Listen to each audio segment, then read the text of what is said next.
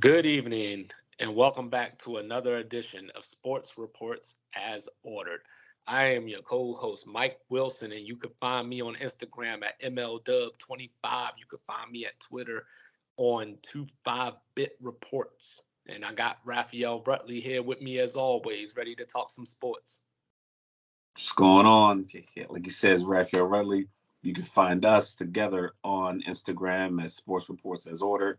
That's sports underscore reports underscore as underscore ordered. I can see the emblem there. We're gonna be posting clips. Maybe we say something funny. If we come up with a little tagline, you'll get the information there, and you'll be able to connect to our Twitter and other means to watch our videos or YouTube clips. And then we're gonna drop it all on Instagram, and we're gonna go from there. Yeah, so it's nice little Tuesday. We had a nice little sports weekend. Like I said, me and Mike, we talk sports all the time. Even if we didn't have these cameras, we talk it. We were talking when we met in leadership school. We are supposed to be talking about homework. We're arguing about Peyton Manning and Tom Brady. This was when Peyton Manning was in Denver. So it just was so we've done this a lot. So I'm just continue another episode, and we'll go from there. So Mike, being the moderator, is going to set it up and try to knock it out of the park. Yeah, the only difference between now and leadership school is we don't have the four locos, So more gray hairs kicked more in. gray hairs, less hair, all that. You know what I'm saying? But yeah, today we're going to talk a little bit about media hypocrisy from the standpoint of who they give passes to and who they hammer, in the same situation. Who do they overhype but not hold accountable? We're going to talk about the trade in the NBA that allegedly rocked the world. Rui Hachimura to the Lakers for 3 second-round picks and something called Kendrick Nunn. Now, let me stop being disrespectful. But Kendrick Nunn, upset Wizard fan here, but, we'll get to that. Then we're going to talk about the play-in. We talked about the 12-team college football playoff a few episodes ago, talking about were we for it, were we against it. So this time we're going to turn it into the NBA play-in tournament for the playoffs. Who's for it, who's against it, and why. Next thing we're going to do is we did some search, and I got to make fun of myself too because full disclosure, I picked Buffalo and the Rams in the Super Bowl. But we went on a search, to find some takes that were out there preseason and one midseason that was just, why did y'all even think that? So I'm going to make fun of myself too. So we're not just picking on everybody else. And then, of course, we're going to finish it off with get off your chest, So we're going to get here started with Raph. He's going to let us know about this media and what's on his mind. All right, media. Now we're trying to be a part of it, trying to have this conversation. Why is it a negative response to a sporting event over the weekend? Every single weekend is like, who blew it? Who ruined your trust more? Who would you get rid of? Who needs to be fired? What happened to this guy? We all who they thought they were. Did they win it or did this team lose it? It's like, did this team win it? This team lose it? Did this person give it away? Did they? It blows my mind. And then if we do the simple math, like I said, there's 4 major sports leagues. If you're throwing soccer, that's 5. There's only 1 champion per. So if you're a pundit and you're watching the NBA, NFL, baseball, whatever the case may be, and you're like, oh, this is a championship of bust year, and you say that about multiple teams, it's like, how is that realistic? How is it realistic for 4 or 5 teams where only 1 team can win the championship per sport that is championship or bust? I want to get on Buffalo. Yes, they played a game in the snow against Cincinnati at home. For some reason, everyone treats that as reasons that they should win, as if Ohio isn't also an outdoor cold weather team. The Bengals don't even have an indoor training facility in Ohio, and it gets cold there too. So people make it seem as if this advantage for Buffalo because, they're an outdoor team and they should have dominated Cincinnati in the snow. Like, no, these are all football players from all over the country, and they happen to play games on the opposite side of some bodies of water. Still cold on each place. Then Joe Burrow, Cincinnati Bengals, went to the Super Bowl last year. They represented AFC last year in the Super Bowl. They didn't lose much. They're not paying Joe Burrow a lot of money yet. They're not paying Jamar Chase. So that Super Bowl team, they had opportunities to add pieces with the money that they spent. Buffalo gave Josh Allen like $240 million. That cost them a little bit here and there. You got to lose a position on player here. So I'm not, giving them a pass, but at all. But if you just look at it objectively as a sports fan, you're like, okay, well, one team came in with their core group of players who went to the Super Bowl last year, who was, a holding call away from potentially forcing a fourth down inside the 10-yard line. That play that call doesn't happen. Now it's 4th and goal from the 9. Anything can happen there. And if they get that, the game's over. That stops over and they're Super Bowl champions. So they are literally one penalty away from being Super Bowl champions. It's the same core team. So when they go into Buffalo, it's not a matter of like, oh, Buffalo is home team and they should win just because they're home and we should lay down because they're home. They went out there and played. Joe Burrow's a good quarterback. Josh Allen's a good quarterback. One team ran for 172 yards. The other team barely ran the ball at all. In the snow and in these kind of conditions, you have to look at it objectively. So you hear these pundits talking about, oh, the team should blow it all up and they should get rid of the defensive head coach because he doesn't know anything. I'm like, so this defensive head coach that got them in that position and got them in that position every year for the last few years and proven every single year their regular season record, which matters. Those 16 games, now 17 games, it matters.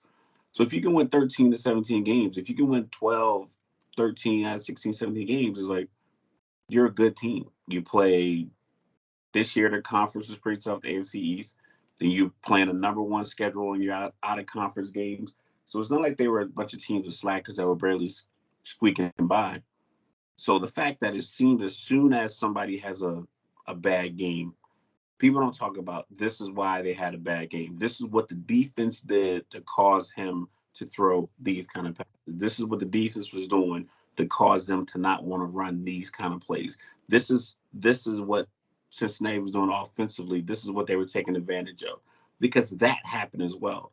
But I think people just want to just bloviate and just scream out, oh, this guy choked because that's easier. That's easier clickbait. Like we talked about clickbait the last episode. People just want to just scream about who didn't do what well. There's two teams out there. There's two coaching staffs out there. Like, these guys are game planning and making these moves happen. So, like, to me, the way the media treats a guy and wants to call for a guy's job, like, you should be fired. I'm like, you're not going to win. You're not going to find coaches that get you 12 wins every year. It just doesn't happen. In a league that goes from teams goes from worst to first every year, the NFL is set up that way so that a team like Jacksonville, that was the worst in the division last year, can be in position this year, because if you win your division, more likely you have to pay one of your top players. That's going to cost you money in salary cap, and you hope you can make it up. But the other teams have young quarterbacks, young players they're not paying. Now they can go to first. It makes it intriguing. It makes us want to watch football from September all the way through February, because it's literally wide open. So just the way, like, these pundits, they watch these games, they see them every single week, but the way they Monday quarterback and want to just fire everybody on the staff, it just blows my mind. Well, winning 12 or 13 games doesn't always make a good team, because I see Minnesota. But anyway, it's kind of crazy, because I was thinking about this. And coming into the year, all I heard about was how Josh Allen was going to be the MVP. He was on, it was Mahomes and then Allen, 1A, 1B.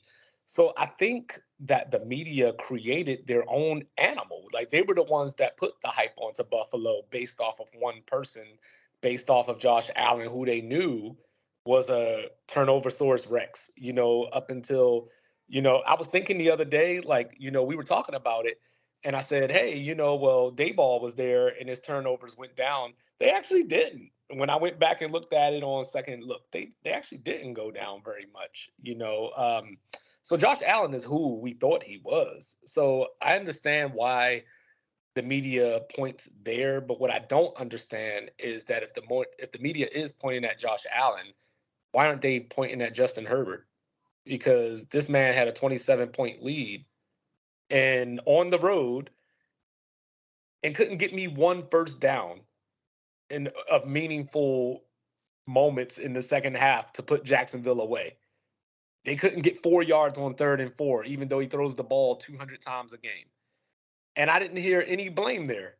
Because I think everyone, I won't say everyone, like I said, speaking, these absolutes, there is a consensus or a feeling that Brandon Staley might be out over his skis with the job. So I think people have been calling for his job since they went for it on 4th and whatever last year against the Raiders. Yes. And went into the field. I think people are like, yo, you got to get rid of this guy. I think but see, this is the thing. This is the thing. If you have a quarterback like Peyton Manning, for example, and you bring a Tony Dungy in there and it doesn't work, Peyton Manning, I guess, he already was Peyton Manning, so Tony Dungy would have messed that up in that scenario. In this scenario, Justin Herbert ain't done nothing. Justin Herbert, this was his first time in the playoff, just like it was Staley's first time in the playoff. So it's not as if he was this established guy, you brought Staley in, and now we look back and say, oh, man, you're wasting Justin Herbert, because Justin Herbert may just be a yards guy that doesn't really have big impactful moments over the course of a playoff game. We don't know that yet. The story's still being written. But the reason that I brought that up is because I go back to a guy named Matty Ice, who 28-3 in the Super Bowl, and obviously Super Bowl is going to bring extra crazy. It's going to bring extra conversation. I understand that. But when I look at Atlanta that season, for example, they were 28th in the NFL in giving up passing yards per game, 17th against the run, 26th in total defense. So you've heard me say this before. Like, I believe in coming back to your mean. Like, you could play great at times. You could have a great stretch of games. But eventually that comes back to roost. So, for example, using that Atlanta scenario, looking at the Buffalo Bills the last 3 years, they have been the second, third, and second best defense in the league. So that's where, for me, not necessarily a media member, I'm looking at Josh Allen like, you're crapping the bed because you have the defense in place. You have now, granted, things went a little sideways with Von Miller out, so you got to acknowledge that. But at the end of the day, your defense was good enough, because when I looked at Cincinnati and Buffalo on paper, their defenses were similar. Their defenses were ranked around the same, but Buffalo was still higher. Yeah, so play them on paper. Yeah, they don't play the games on paper. So when I get on the field and I'm looking at Joe Burrow and Josh Allen, it looks different. When I look at Joe Burrow, I see something cerebral, who has an arm, who is a little bit athletic, probably deceptively. When I look at Josh Allen, I see Megatron. No pun intended. I guess that's Optimus Prime. I see Optimus Prime, from the standpoint of he can run over you, he can throw it over you, he can do all these things, but yet the reason, okay, let me skip for a second. So the reason I picked Buffalo to go to the Super Bowl was because Kansas City was their boogeyman, allegedly. That's how I felt. So when they went and got that win in Arrowhead this year, I was like, whoa, this is it. They got the monkey off their back. They saw that they can do it. So coming into the playoffs, I was like, yo, this is Buffalo. Like, this is the year. Last week against Miami. And they gave up 31 points and almost gave it away. Yeah, Josh Allen tried to give Miami the game, and it hit me a little differently, because when you're that great, you snuff those teams out. You don't give them any life. The longer you let them hang around, the more danger you put yourself in. So when the media is having these conversations, I've heard people say, fire Sean McDermott. And my whole takeaway is, why do you not want to criticize Josh Allen? It's okay. We're not saying that he's a bum. We're not saying he shouldn't be in the NFL, but just tell the truth. If he had a good game, you're going to praise him. So if he has a bad game, just part requires you to have an overall understanding and a willingness intrinsically to talk about the game in and of itself, and not the headlines that came out of the game. Yeah, and that, if you want to look at Josh Allen and say, okay, he played poorly. If you look at his whole season, it was some ups and downs, but collectively, Buffalo doesn't concentrate on running the ball. Their kickoff returner returned 2 touchdowns against the Patriots. They got from the Colts 99. Him, Cook, and Singletary should be a 3-headed monster in your offensive play calling. That's the problem. It's like you don't offer anything different. Yeah, Josh Allen's a battering ram, and yeah, he should take some of the blame for whatever mistakes he made. I don't think you should clean house. No, not at all. And I think because people have levied these expectations, like I said, we're going to go over the picks later, but I think people levy these expectations on his success and are ignoring that 13 wins is a successful season. Being responsible for 30 to 40 touchdowns in a season is a good season. And this is NFL. It's not college football. You got a guy out there. You got the best defenses in the world, the best players playing defense, playing that sport in the world. And you're still responsible for 30, 35, 40 touchdowns every year, even with the turnovers and the fumbles and the weather you're playing in and the pressure you're playing under. So if you still can do that, there's like real conversation that can be had about it just was a bad game. Doesn't matter. You blow the whole thing up. It doesn't. I haven't seen it to where you have a good quarterback, let's say, quote unquote, the franchise quarterback, which is really just a top 8 guy. Mm-hmm. You know, 8 teams are pretty much solid at quarterback. And then you got teams 9 through 32 that might be willing to make a move if it was available. And you can argue that 8, 9, 10 range with the Dallas, Baltimore, Minnesota. You know, now Green Bay's in flux. So yeah, like most teams don't really have a quarterback like that. But 8 of them do. Definitively for sure. And he's one of those 8. You're not going to blow that up and then turn around and win it all next year because they're going to levy the same expectations. Because if he gets a new coach, they're going to be like, well, you got a new coach. You got rid of the coach. I was holding him back. Now let's see what he can do. And if that doesn't work out, then it's more and more criticism. It's like, yo, you got to be objective. Like, what's really happening? I mean, when they talk, they ignore that part. At the end of the day, it's just lazy because not only did I hear fire Sean McDermott, I heard to go get Sean Payton. So it's like, okay, Sean Payton is just the Band-Aid for everybody. Like, he can go fix anything. And I'm not saying that he can't win with Josh Allen. Like, but I don't think McDermott can't win with Josh Allen. You know, like McDermott is a good coach. You know, they lost to a good team. Now, if they would have lost to Miami, if they would have lost that game last week, now you have a conversation. Quarterback. Right. Now you have a conversation. But since you are Mr., championships are overrated, how do you feel about expectation when it comes to different rounds of a playoff? So like in the NBA, for example, how much more difficult is it to play in the finals than it is a second round series in your estimation? I don't know if it's difficult. Never being an athlete that ascended to those levels at any level as far as athleticism or any kind of sport, I imagine that the pressure is on no matter where you are because it's the end of your season if you lose. So if you lose in the first round, if you lose in the second round, I think losing in the finals, I've heard, players talk about how tough that was because you got through everything else and you got to the finals and you lost. And I think it takes you a while to sit back and think about how good of a season you had afterwards. Because some guys lose in the final and they go out in the parking lot and they call, the free agent from the Midwest, to come join them, so they can go back and fight bullies from the East.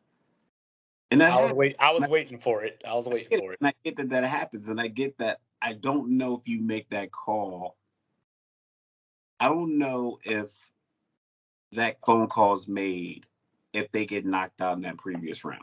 If OKC beats Golden State in the previous round, I don't know if Draymond calls Kevin Durant saying, hey, man, what you guys have done in OKC, come to Golden State. So I think the fact that they lost in the finals, it opened up a different amount of okay, I got to make this call. So I think coaches get fired when they lose I think it's different for coach. I think a coach, if you lose in the first round, they expect you to win. I think you can get fired.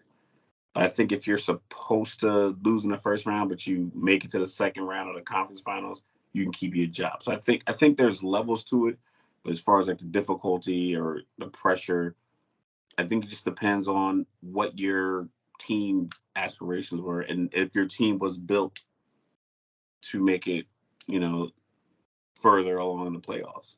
Man, don't be having easy money sniper coming at us. That's enough of that stuff. He responds to everything. Don't do that. Yeah, Don't but do but that. think about it. Think about it. You think Draymond makes that call if OKC knocks out Golden State? It's just because it's the same thing. Because everyone's saying, "Hey, Well, he was." he might make the call, but Durant might not answer.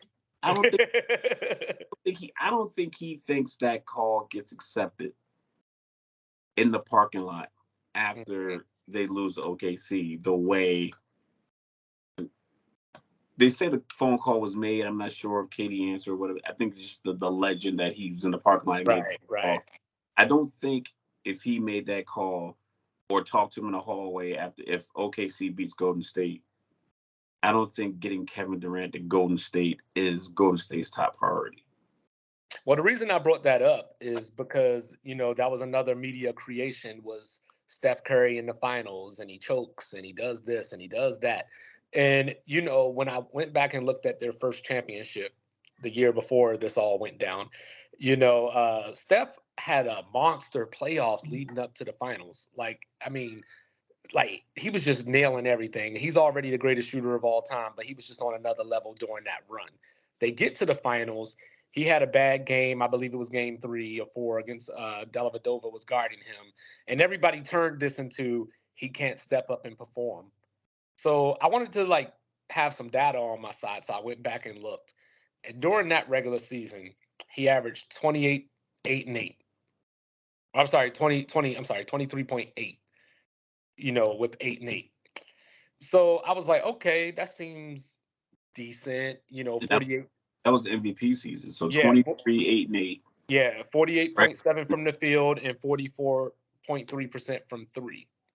In the playoffs, overall playoff, he went up to 28.3. With 6 and 6, but his 3-point percentage fell 2 percentage points. His field goal percentage fell 6 percentage points, but he was shooting more. So I guess the more you shoot, the efficiency goes down. We saw that with LeBron in that same series. Just taking games over, just shooting a lot of shots. Right. So but when you look at that actual finals, he averaged 26 points on 44% shooting and 38.5% from 3. So I say that to say his overall playoff production went up 5 points. His finals went down 2 points from his overall playoff, but was still up 3 points from his regular season. So it's hard to say that he choked or whatever the case may be, or that he played awful, whatever the narrative is.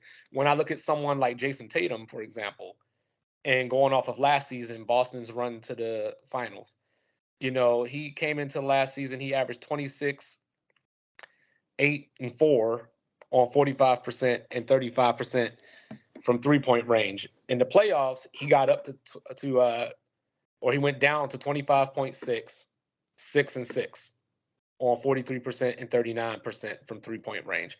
But then in the finals, he went 21.5 with 7 and 7. And also in that finals, he had a 3 for 17 in game 1 and a 6 for 18 in the closeout game. So I'm not trying to call Jason Tatum a choker per se, but I'm just trying to understand why Steph had a narrative that Jason Tatum kind of got away with. Just based off of how the media responds to these championship rounds, if they picked you as a player or a team to ascend to a certain level, then they are harsher on you, as if them picking you implies they put in the work to put you. So then when you don't achieve to the level that they expect you to achieve, now they have criticism for you. But if they don't have any regard for you to make it that far, and then you make it that far, then they praise you. That way they set themselves up for the following year to say, I was big on Boston last year when they went to the finals, and those young guys, blah, blah, blah. I'm not imitating anyone's voice, but just the overall, perspective of, the sports pundits. I think they want to say, I put this expectation on you and you achieved it, or I jumped on your bandwagon early when I saw you were ascending. There's not a lot of middle ground. There's a few people that have like a middle ground that can, speak to each side of it. But a lot of the pundits, they want to be right. Because for some reason, just being right, either being right or being harsh, for some reason seems to keep you, getting on these shows. Like what was the topic today that I saw on the show? I don't know. It might have been something like who won it or did they blow it or who do you trust more in the AFC Championship game? Like, why is it who do you trust more? It's like, who do you think is going to win? Why have to be a situation where you have to trust one of the quarterbacks over the other one? So right. Who do you think is going to win? Who do you think is going to have a bigger game? And you can you can be admirable in regards to the guy you like. I think Joe Burrow is going to do this. I think the way he has commanded the offense, his connection with Jamar Chase, yada, yada, yada. Or I think this is Andy Reid and Patrick Mahomes' year to avenge the loss they had last year at home in Arrowhead. They dodged the whole neutral site and they get Cincinnati in Arrowhead, louder stadium. Patrick Mahomes, best quarterback, MVP. You can have that same segment instead of saying, you know what, I don't think in big games Andy Reid can really pull it off because he's been to this many championship games and it's like people would rather say how many games the reasons why someone will potentially lose versus, hey, this is why I think this team's going to win. This is why they improved. And that you can have the same authentic conversation because you and I have a conversation. Yeah, we do jump on guys about the guy. He's not that guy. Like I don't get him. I get it, but I support it. But every single thing I say isn't negative about, these players, and that's the part that bothers me the most. Well, I hate the word legacy and how that you hate that. I hate that word all the time. I hate it. I hate it. You're in year 3. You don't have no damn legacy. But but when it comes to legacy, all these narratives and all this talk possibly took a Finals MVP away from Steph Curry. Because he had that year he should have got it. I get it. Iguodala came in and then they won because they were down 2-1. Mm-hmm. Won the game 4. They were already in Cleveland, so it was like it was a 2. They went 2-2-1-1-1 at that point, right? Because I remember. Yep, they switched over. Yep. Because they didn't like how Dallas got beat by Miami in that 2-3-2 situation back in the day. And I think San Antonio, they came up short because of a 2-3-2 format as well. They lost. You ain't come up short. You just lost. You know what I mean? But like, I mean, I don't have a problem. I don't have a problem per se with Iguodala getting that Finals MVP. Like, I mean, I probably would have gave it to Steph, but when I look at it, he was not the most valuable player. I mean, it depends on how you want to look at it. They were down 2-1. LeBron was going 8, on them. And then I looked at those numbers. It's not true. That's the narrative. LeBron went like 11 for 31 in game 1. He went like 12 for like 20. What those free throws look like, though? He just took so many. He took all the shots. Everything went through him. So the rebounds, obviously, so he's getting the rebound. He's leading the run out. He's kicking assists. I'm not saying that he didn't play great, but it wasn't like Iguodala was like shutting down the guy that was killing them the whole series. He just was just that good, and Cleveland was just good enough to get the 2 wins. But it wasn't like dropping 40 points, and then Iguodala came in, he's dropping 30. He still was playing like his efficiency was exactly the same. All I'm saying is the starting lineup and afterwards. All I'm saying is Synergy Sports. All I'm saying is Synergy Sports told me. I'm gonna pull it up because like I said, Synergy Sports told me that in that series, they told me in that series when Iguodala was LeBron's defender, LeBron shot 38.1% and scored 26 points per 36 minutes with 2.9 turnovers. And when he was on the bench, LeBron's shooting percentage went up to 44%, and he averaged 35 points per 36 minutes with 2.2 turnovers. Here we go. Real quick, I'm just going to click on this. I like this one. I like basketballreference.com. I get a lot of information from them. Yeah. All right. So, game 1, Golden State won. LeBron had 44 points. Let's check his shooting in that game. What is it? Let's see if we can find out. You keep going. I'm keep looking for these shots. Well, yeah, I'm just talking about, like, I don't know if Basketball Reference breaks it down the way that I was looking at it, but like I said, with Iguodala, he didn't erase him. You can't erase LeBron James.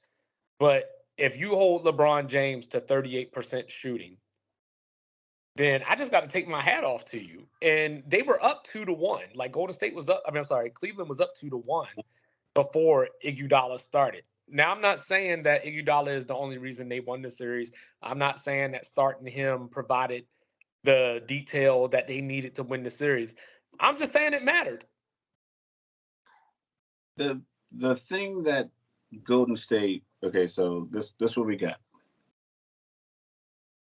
Golden State scored 93, 91 in those two games that they lost. Mm-hmm. In the games that they won, they scored 108, 103, 104, and 105. I think it might be their scoring or inability to score is why they didn't win. Game 4. Oh, definitely. But I'm just saying that the defense that he held LeBron to 9 points less per 36 minutes. Well, in games 5 and 6, LeBron went 40 points, 14 rebounds, and 32 points and 18 rebounds. What's the shooting?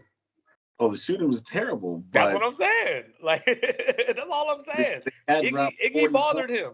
He dropped 40 points by himself, and his team. Yeah, you could drop 40. Just like, so was Dallas shutting down LeBron, or what was it? Was it Russell Westbrook where he scored like 42 or something, and Beverly was like, "Hey, I stopped you," and he's like, "I scored 42," and he's like, "Yeah, but you took 42 shots to do it." Like, so you're never going to stop LeBron James. You know what I mean? And he doesn't play that style where he usually is a gunner in that way. He just had to. So you could argue he was doomed to begin with. They had Kyrie for game 1. He got hurt. Love was already gone. So he already had a tough mountain to climb to begin with. But he was still up 2-1. And if the Cleveland Cavaliers would have won that series, I would have heard that he was the GOAT a year earlier than I heard that he was the GOAT.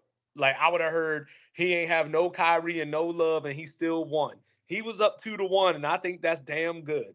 I'm just saying, with Iggy as his primary defender, he held him to 38%. LeBron don't shoot 38%. He shot 40% overall for the entire series because he had to shoot the ball all the time. He had to shoot the ball all the time. Because he had no one else. Like, at that level, at that point of the season, Jason Tatum last year, Golden State, without Jaylen Brown and Marcus Smart, what does that series look like? Oh, that's a sweep. Exactly. So it's like, that's a sweep. But what I'm saying though, is before Iggy started. But like, you know what I mean? Before Iggy started, Cleveland was in control of that series. They were up 2-1. That's all I'm saying. Like, they shouldn't have been up 2-1. That should have been a sweep too, or maybe they should have been down 2-1. But Iggy started. Cleveland won one more game after that, and the rest is history. But anyway, not that we wanted to go down memory lane, but yeah. But basically, I was trying to figure out why these players like Jason Tatum don't get the same criticism that Steph gets. Because from LeBron fans, I'll just bring this up real quick before we move on. Because, like, I hear about, hey, Jordan didn't beat Bird, or, he didn't get out the first round until this happened or whatever. He was still dropping 63 points in playoff games, and we weren't all, and it wasn't on 38% shooting. And we weren't like, oh, like, whatever the case may be, because there was nobody stopping him. But we still knock him for not winning those series, even though it goes back to being a team sport and all that stuff. LeBron didn't have his team. He played admirably, shooting percentages to the side. He played admirably in a way, and he had them in that series in a way that we actually thought, we were like, yo, is Cleveland going to pull this out? So you got to give him that. I'm just saying Iggy came in the game and then it just didn't happen. That's all I'm saying. You get into all that other stuff. It just didn't happen. I can get into the who else is gonna score for you stuff. I mean, Timothy Mozgov, he dropped 28 one game, but they lost by 22. I mean, that sounds like the Lakers with Rui Hachimura, so talk to me about this trade. You talk to me about this trade. I want to know who made this call. Like, I'm not sure if this guy's like, if he's next. I know he was a top 10 pick a few years ago. Nothing crazy. I know he had a Jordan shoe release recently. It's kind of pricey. It's a pair of 8s. What Washington?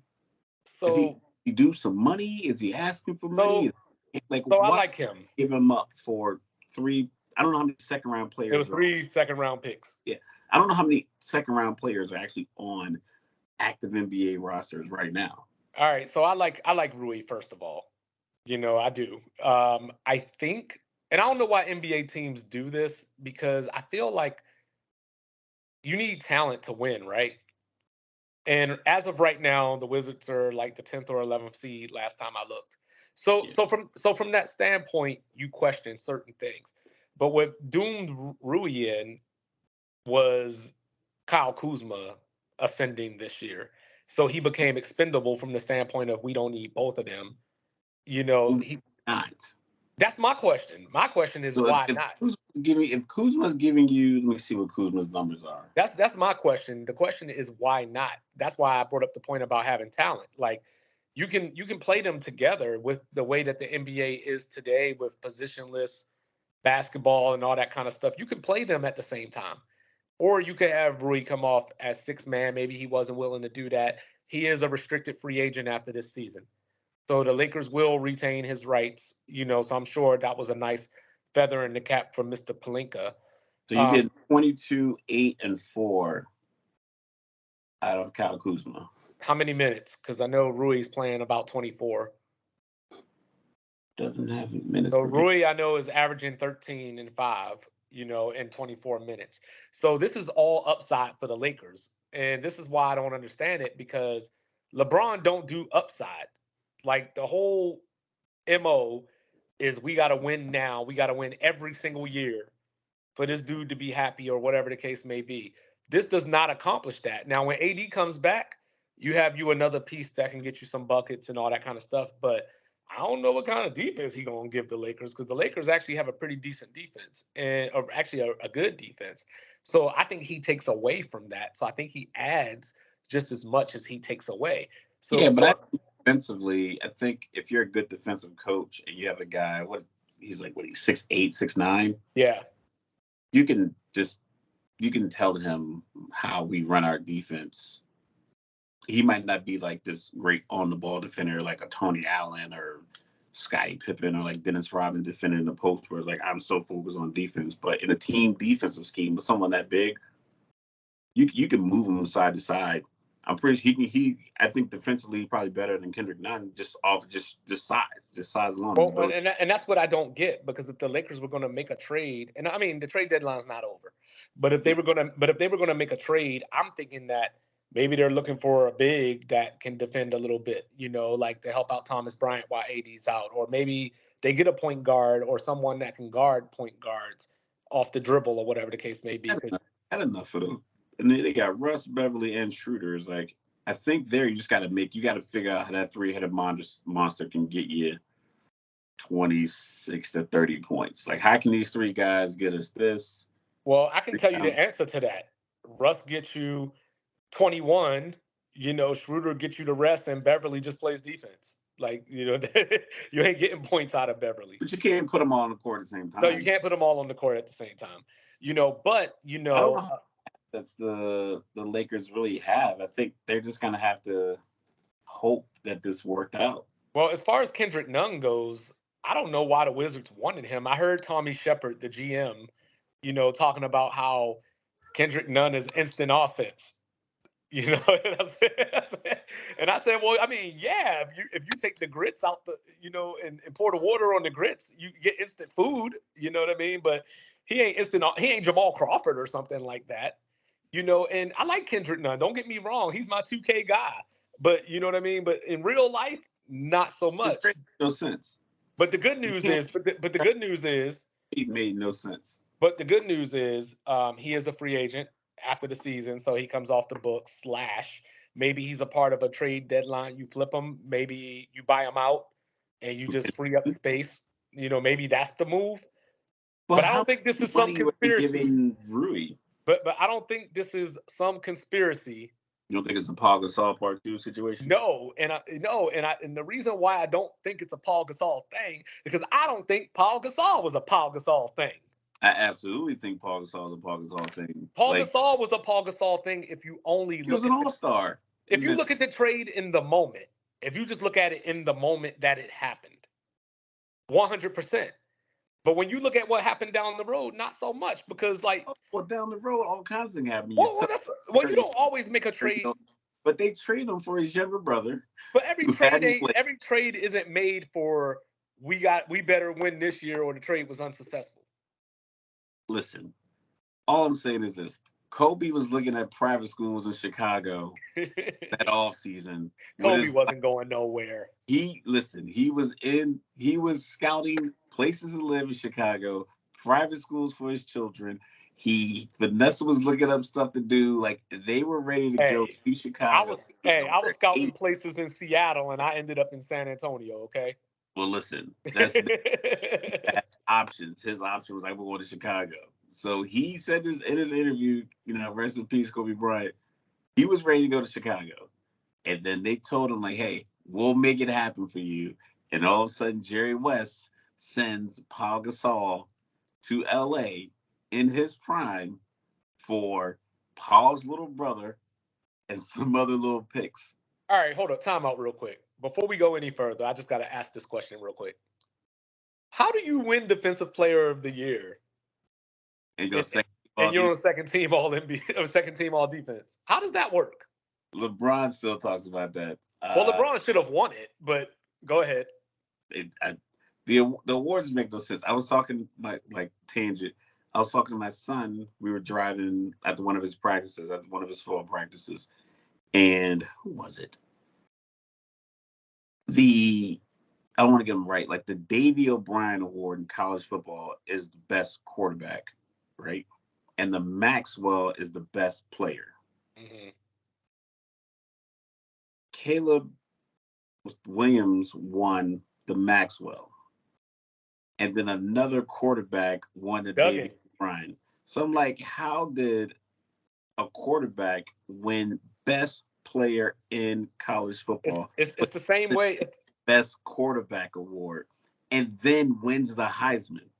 It's the same way Dan Orlovsky yesterday said that Patrick Mahomes is the better player, but Joe Burrow's the better quarterback. It's the same argument. I saw that too. I'm like, what?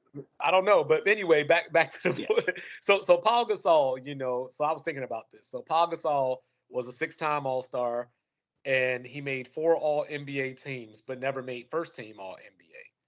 Marc Gasol has that tainted Defensive Player of the Year award that we mentioned. Was a 3-time All-Star and a 2-time All-NBA player, first and second team. So what I'm saying is, people make it sound like they traded Paul Gasol for, Paul Reed or something like that. They traded Paul Gasol for his little brother.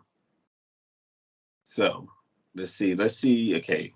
Well, if it was a conspiracy, and I hate the Lakers, but if it was a conspiracy, then the Lakers would have got Chris Paul. No, that was I still don't understand that. Rejection. I mean, if you're the league, right? You're David, because I think the league owned the team at the time. So I mean, if it's all about the Lakers, why would you not want LA? If that's the argument, why would you not want LA? Yeah, because he had nothing to do with Jerry West giving up whatever. Because Kevin Powell was in that trade, wasn't he? Kevin McHale gave up. That's how Al Jefferson and Kevin Garnett. It's like and they got the Boston. Yeah. So if this stuff doesn't happen by accident, man. These dudes, they bleed these other. I don't even know why they try to work for other teams. But if I remember this, Bird went to work for Indiana, went for the Pacers. I don't just we know what you're gonna do. Magic Johnson said, "Listen, I'm gonna work for the Lakers." He did a terrible job, but he didn't go try to work for somebody else. He didn't try to go work for Dallas. He's like, "Nah, I'm gonna work for the Lakers. I'm gonna live in LA." But if I remember this correctly, wasn't Powell a part of that deal and he was supposed to go to Houston or something along those lines? There was another trade where they were gonna trade. Lamar Odom was supposed to leave. Mm-hmm. He got. Well, the point being, it's not as if they were adding Chris Paul to the team as they were constructed or whatever, and they were just going to run roughshod all over the league. Hold on. We go dig into this trade because I think certain teams just happen to get this, and I think the NBA doesn't mind. I was talking to someone today, like I think the NBA doesn't mind that only 5 teams or 6 teams are really, really good because they can put them on TV multiple days out of the week. Whereas the NFL, it's a lot. We just watch. Mm-hmm. But you can put Jacksonville versus Denver on Thursday night, and we'll watch. If Minnesota and Jacksonville made the Super Bowl, we're not turning it off. We're going to watch it. We're going to watch the commercials. We're going to watch the ads. Jerseys. If you put Memphis and Milwaukee in the NBA Finals, you're just asking for it. And I don't understand why fans care about that. Like, fans are like, that's going to be a low-rated final. So what? Watch it. I want to see a good game. Yeah, I just want to watch basketball. But anyway, like this trade, here we go. Hold on, real quick. So the Lakers got Pau Gasol and a second-round draft pick in exchange for Kwame Brown, Javaris Crittenton. Didn't he go to jail? Yes, he was a part of the Gilbert Arenas episode.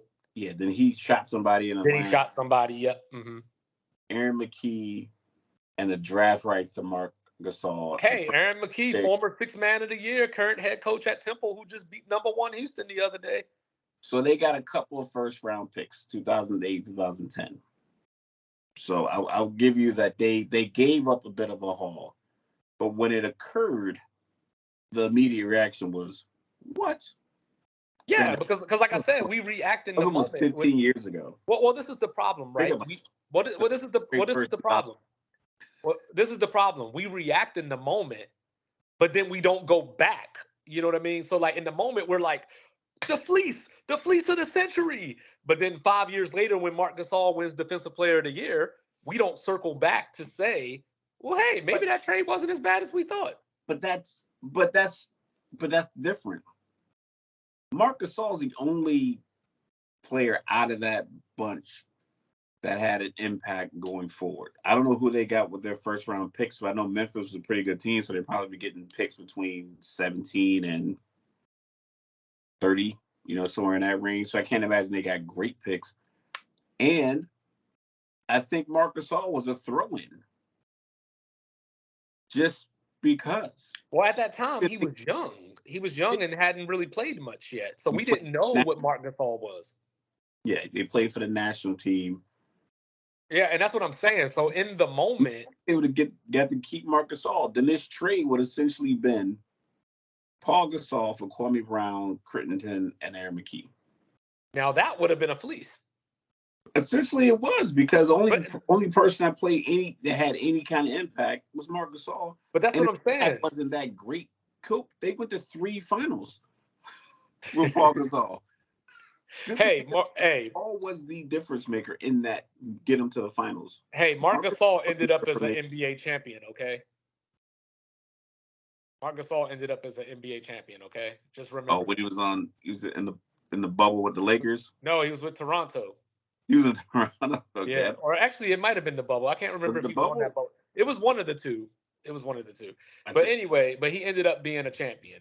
That's all I'm saying. And he was Defensive Player of the Year. He made an NBA first team, which his brother did not. His brother has 2 rings, and he has the play against Boston where he traveled when he put the foot back up, and his foot came back down before he left. So do you think there's a potential chance that if Marc Gasol played with Kobe, he might have a ring? Yeah. If they didn't put him, can you imagine their front court if they had Mark and Paul? I know. But remember, right, before Paul went to the Lakers, Paul had never even won a playoff game. Like, he had been to the playoff twice and got swept both times. Well, there's guys in the Hall of Fame that didn't win playoff series, Grady. I mean, like, Hey, so you're the four. You only hey, had to win four. And there's guys who didn't make it, out of the first round.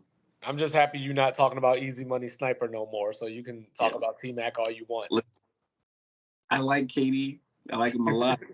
I do. I think he's great. I hate the. I hate to use the word hate, but I hate I wouldn't put him top 15. It's like, oh my God, like, who asked you for your top 15? Right. And why is your top 15 more valuable than just big performance? So it's like, so with the NBA, I think, like I said, I was talking about this earlier. I think the NBA,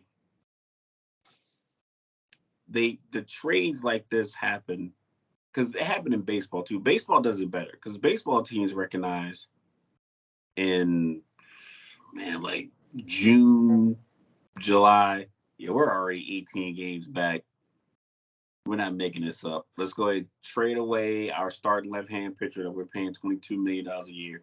Let's get rid of him, send him to the Astros or the Yankees or the Red Sox or the highest bidder. We'll try to get some of their 3 or 4 of their top 10 prospects that they have in their farm.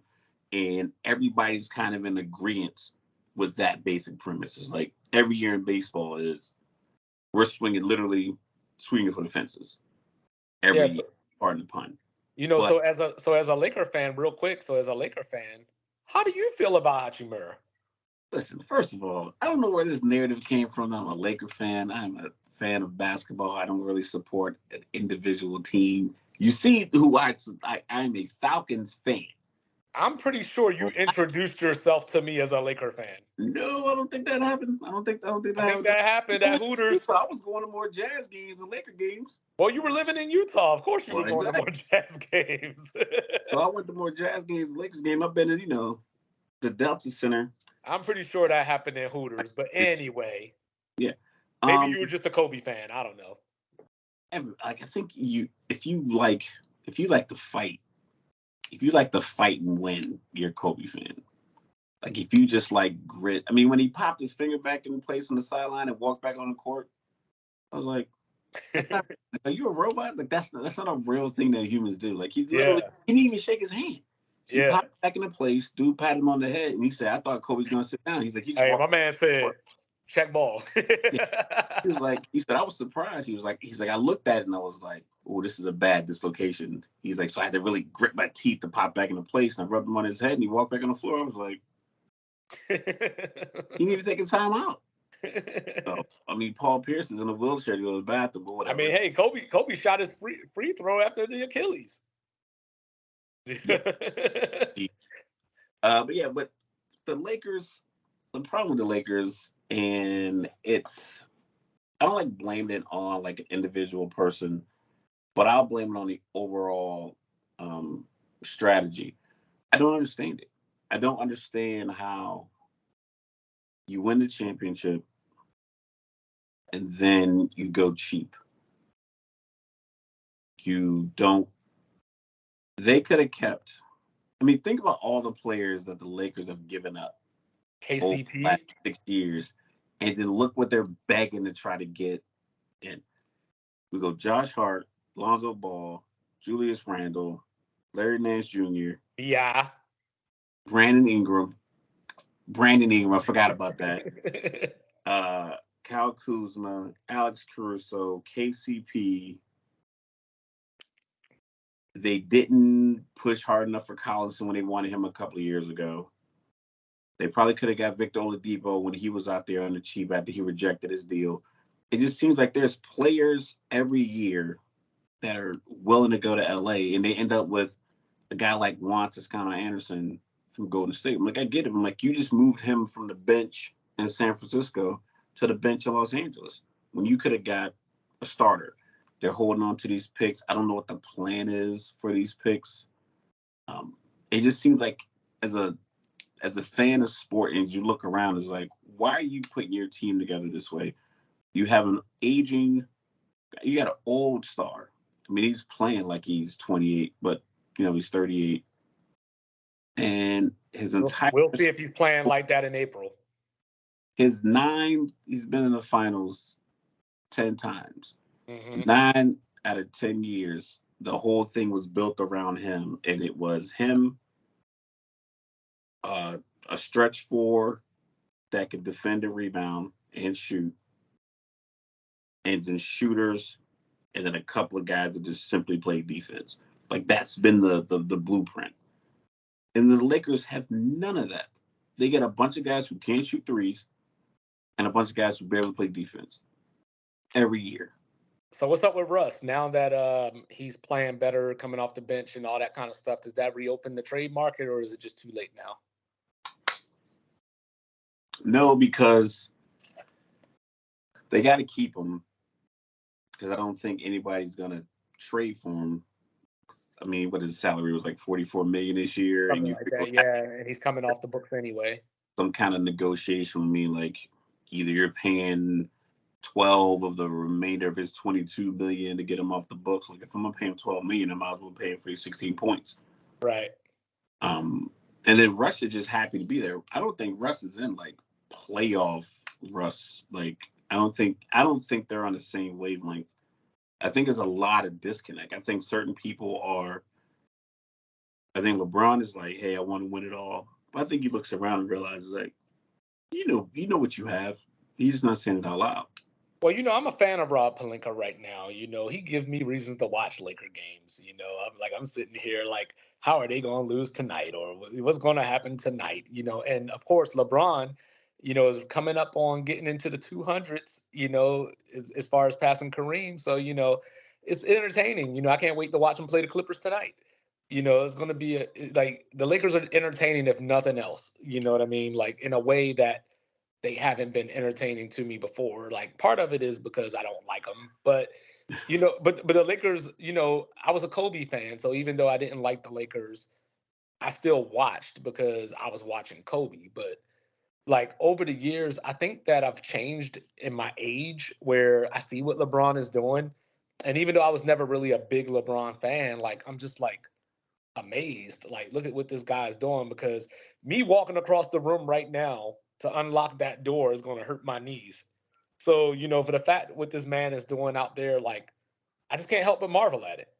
So I am a little sad that it's going down like this, even though it is the Lakers.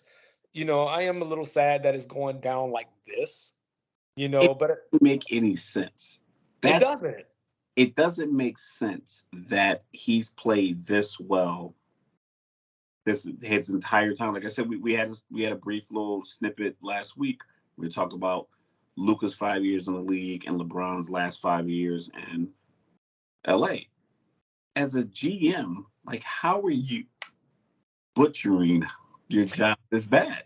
Because it doesn't, like none of the moves make sense. All the people who left, it doesn't make sense. I don't know what their money situation is, but it's the Lakers. I imagine that if the Broncos can get sold for $4 billion and the Cowboys are somewhere valued around $5 or $6 billion, I think even the Mavericks a couple years ago, Mark Cuban said a team could be sold for like $3.5 billion. And he was like, what am I going to do with another $3 billion? Like, I'd rather have my team. Well, yeah, I was reading something yesterday, and the average NBA but they team always $4 billion. Out of money. Mm-hmm. And picking up guys that don't fit. Why are you picking up guys who are not good 3-point shooters and hoping that they're just going to shoot better because the floor is painted Laker purple and gold? I mean, like. Or grape and urine, as I like to call it. Wow. But that's new. That's creative. But but at the end of the day, like I look back at it and I just wonder, like when Pelinka sat down with Jeannie or whatever, at some point, and he laid out the vision for the team going forward. It couldn't look like this. Like why she? I mean, it could like I don't know, because like Jeannie's dad, would have not put up with any of this at all. So he would pay the luxury tax. He would pay the luxury tax. Whoever we got to sign, keep whoever we need to keep, and run it back. Like, what is she in debt or something? Like what's going on? Is there some is there bad business on the side? Like, you can't speculate. Obviously, there's two vets having. I'm speculating, but none of it makes any sense. It doesn't make any sense that the team that just won the championship in Orlando looked nothing like that team the following season. And even less like that the year after that. It's like, what are y'all doing? I get, okay, you can't keep Dwight Howard. He was old. J.R. Smith, I like J.R. Smith a lot, but he was an older player. I understand those moves. Right. The guys just play, they play their time and they're probably ready to go. Like J.R. Smith, he went back to school. He's like on the dean's list. He's like captain of the golf team. So like, it's not like he's out here just struggling, trying to beg his way back in the NBA. He was like, okay, it was my time to go. And he played valiantly and he got his chips. Well deserved. Shout out to Jersey. But some of these other players should have been there. They didn't turn the Lakers into the Miami Marlins. You shouldn't have traded for Westbrook. Like I don't understand. Well, that was a different thing. 2 players to get one guy who can't give you what those 2 players gave you. Like Russ wasn't going to give you what you can get out of Kuzma and KCP. So like, why was it trade? And it cost you more. Well, I think that was a different thing. I think that was let's get a star or superstar to show that we're trying, regardless of the fit or whatever the case may be. Because in the beginning, you could have argued that LeBron and Wade didn't fit together before they actually played together. So it was like that's the shooting guard and the small forward. That works. I know Russ ain't a small forward. You know what I mean? Saying. So like the D Wade LeBron combo. My only thing was like I just thought D Wade's team and LeBron was going to D Wade's team. That was always my argument. We learned afterwards that they figured that part out and they won. But I think they simply just wanted a name. They just said, "Hey, we got AD, we got LeBron, we need another star." Already had LeBron and AD, and they just. I know. So what do you need? What do you need? You're the Lakers. Why do they need Kawhi? Why do you need another star? Why do they need Kawhi? That's what they do. Well, the Kawhi was a free agent. I know, but like. I can get that. I can understand. Like, listen, I'm willing to. Like, I have some Jordans here. I don't want to give you 2 pair of Jordans that retail cost me $460 for another pair that only costs $220 retail. I'm like, why am I giving you 2 pair for this one pair when the value of all of them are basically the same? Like, I'm just giving you 2 pair just to take. So when they traded for him, it's like, you're trading for him to do what? Like, he doesn't shoot. You knew he didn't shoot. Like, he plays hard, he plays tough, but it's like, you didn't need hard and tough. You needed more shooters. You need skill. You need somebody who can do the other things that LeBron and AD can't do. You don't need someone who's going to get in LeBron and AD's way. So it's like, it didn't make sense to me. Unless Kuzma. So is there a player out there right now that the Lakers get and they can avoid the play-in? Or do they not? Or do they avoid the play-in just simply with AD coming back? Right now, they're 3 games under 500. And the West is tight but mediocre. Yeah, they're not out of it by any means. So you got Dallas at 5 at 25 and 23. You got the Lakers at 12 at 22 and 25. Now, they've had a couple of games where they didn't get a shot up at the end of the game or a bad foul or a bad turnover and they lost by possession, things like that. But the Lakers have to play almost perfect basketball to get those 22 wins. I mean, their star player is averaging like 26, 27 points, and he's 38. Like, he can't keep that up. Right. Yeah, that's why I said let's see what he's doing in April. 80 comes back, you can get, but you got to get to 6 to avoid the play-in. So that means you have Minnesota, who's young, Golden State, who has firepower and pedigree. They can make a move. See, like, certain teams are a move away. I don't think the Lakers are a move away. Right, the Lakers off-season away, and that off-season is probably going to require them to give up. They're going to have to start over. Like, you can remodel your house. You want to redo your kitchen. You want to redo the bathroom. You want to put a new deck in. Cool. But you're going to have to, like, understand that you can't use half your house. Or you might have to live with your in-laws for 4 months while they do this. Like, you can't be like, what, we're just gonna move the refrigerator to the garage and we're gonna cook on the griddle and No, you got to like really lock in. It's like if you want these things, these improvements to happen, you're gonna have to go tear it down and start over. So if the Lakers want to be successful, they're gonna have to move all their valuable pieces that they have now and start over. So how do we feel about the play-in? I love it. I love it. I love it. I love it. But why? I love it for the sake of this. We got the NBA All-Star Game, Salt Lake City. What up? I'll be out there next month. I might be doing this show on the road. You know what I mean? Might have the mountains in the background or something. Oh man, you gonna get that exclusive with Easy Money Sniper. I'm gonna see if I can if they'll let me do it in the gondola at Snow Basin overlooking the mountains. You know. Okay, I like it. Flash my ID card and get some kind of perks. I don't know. I like it. See what happens. Yeah, I might get a Malone hoodie or something. But so All-Star Game, you're about 50 games in. You're about 34 games up between on teams in your schedule. Right now, if we look at 11 through 15 in the West. Okay. The Rockets, Spurs are out of it. They're 22 games back, 19 games back. Mm-hmm. All right, so they're out of it. And if you go to the East, you have Charlotte, or Orlando, Charlotte, Detroit. Those three teams still have less than 20 wins. So if you just look at those 5 teams that have 20, like less than 20 wins, their games starting post All-Star break are going to be walkover games. If you only had the top 8 in the playoffs, if the top 8 were locked in.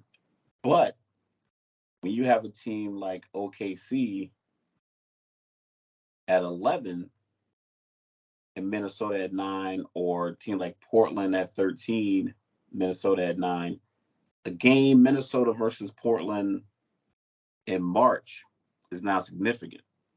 You got to play Dame Lillard. You got to play Edwards. You got to play Cat. You got to play hard because Portland is only a game back of OKC for 11, and they're only a game back of Golden State for 10. So if I have to play hard against this number 9 seed as a 13 to get to 10, I'll play. So Minnesota, they're in the play-in. They're like, if we don't win this game, we're going to go from 9 to 13. So you can't just sit. But you buy a ticket to, OKC versus Portland. You want to see that game. You're in Portland, whatever the case may be. All right, I'm on the East Coast. So I want to see the game. I want to see Zach LaVine play against the Knicks. Well, the Knicks are 7, Bulls are 10. If the Bulls are out of it at 10 in March, I'm still spending $200 a ticket to get a decent seat in Madison Square Garden. But they're going to sit everybody. No one's going to play hard. But if Chicago loses that game, they drop to 11 that they're out of the play-in, and Toronto's in. I think Chicago plays hard to beat the Knicks. And if the Knicks lose, they're down to 9.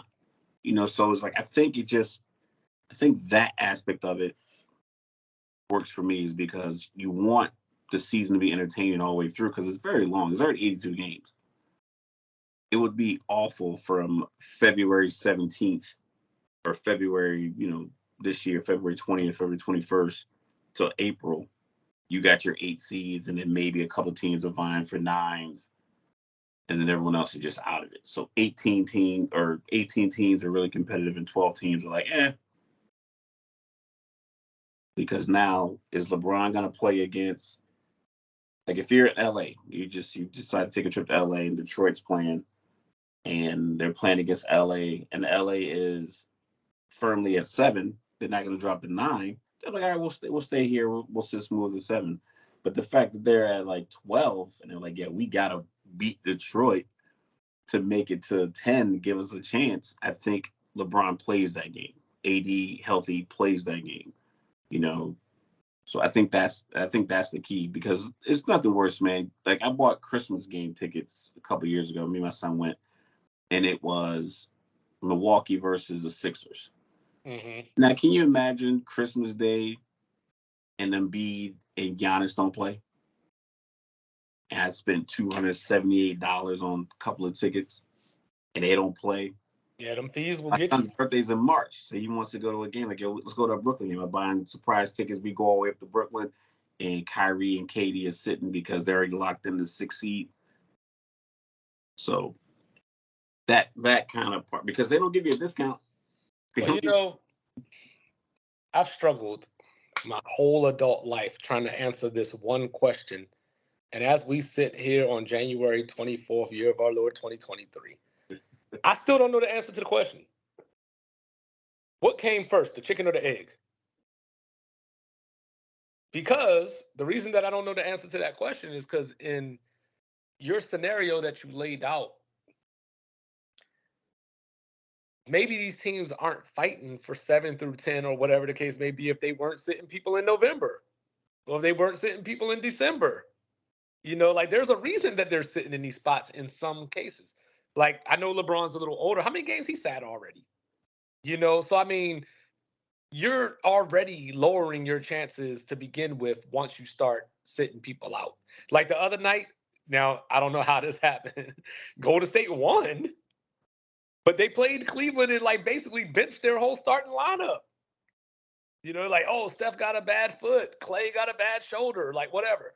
The whole starting lineup sat down and they won that game somehow. But had they lost, I can't look back in April and say, oh, yeah, I can't sit back in April and they lose a game to say, Memphis or whatever the case may be.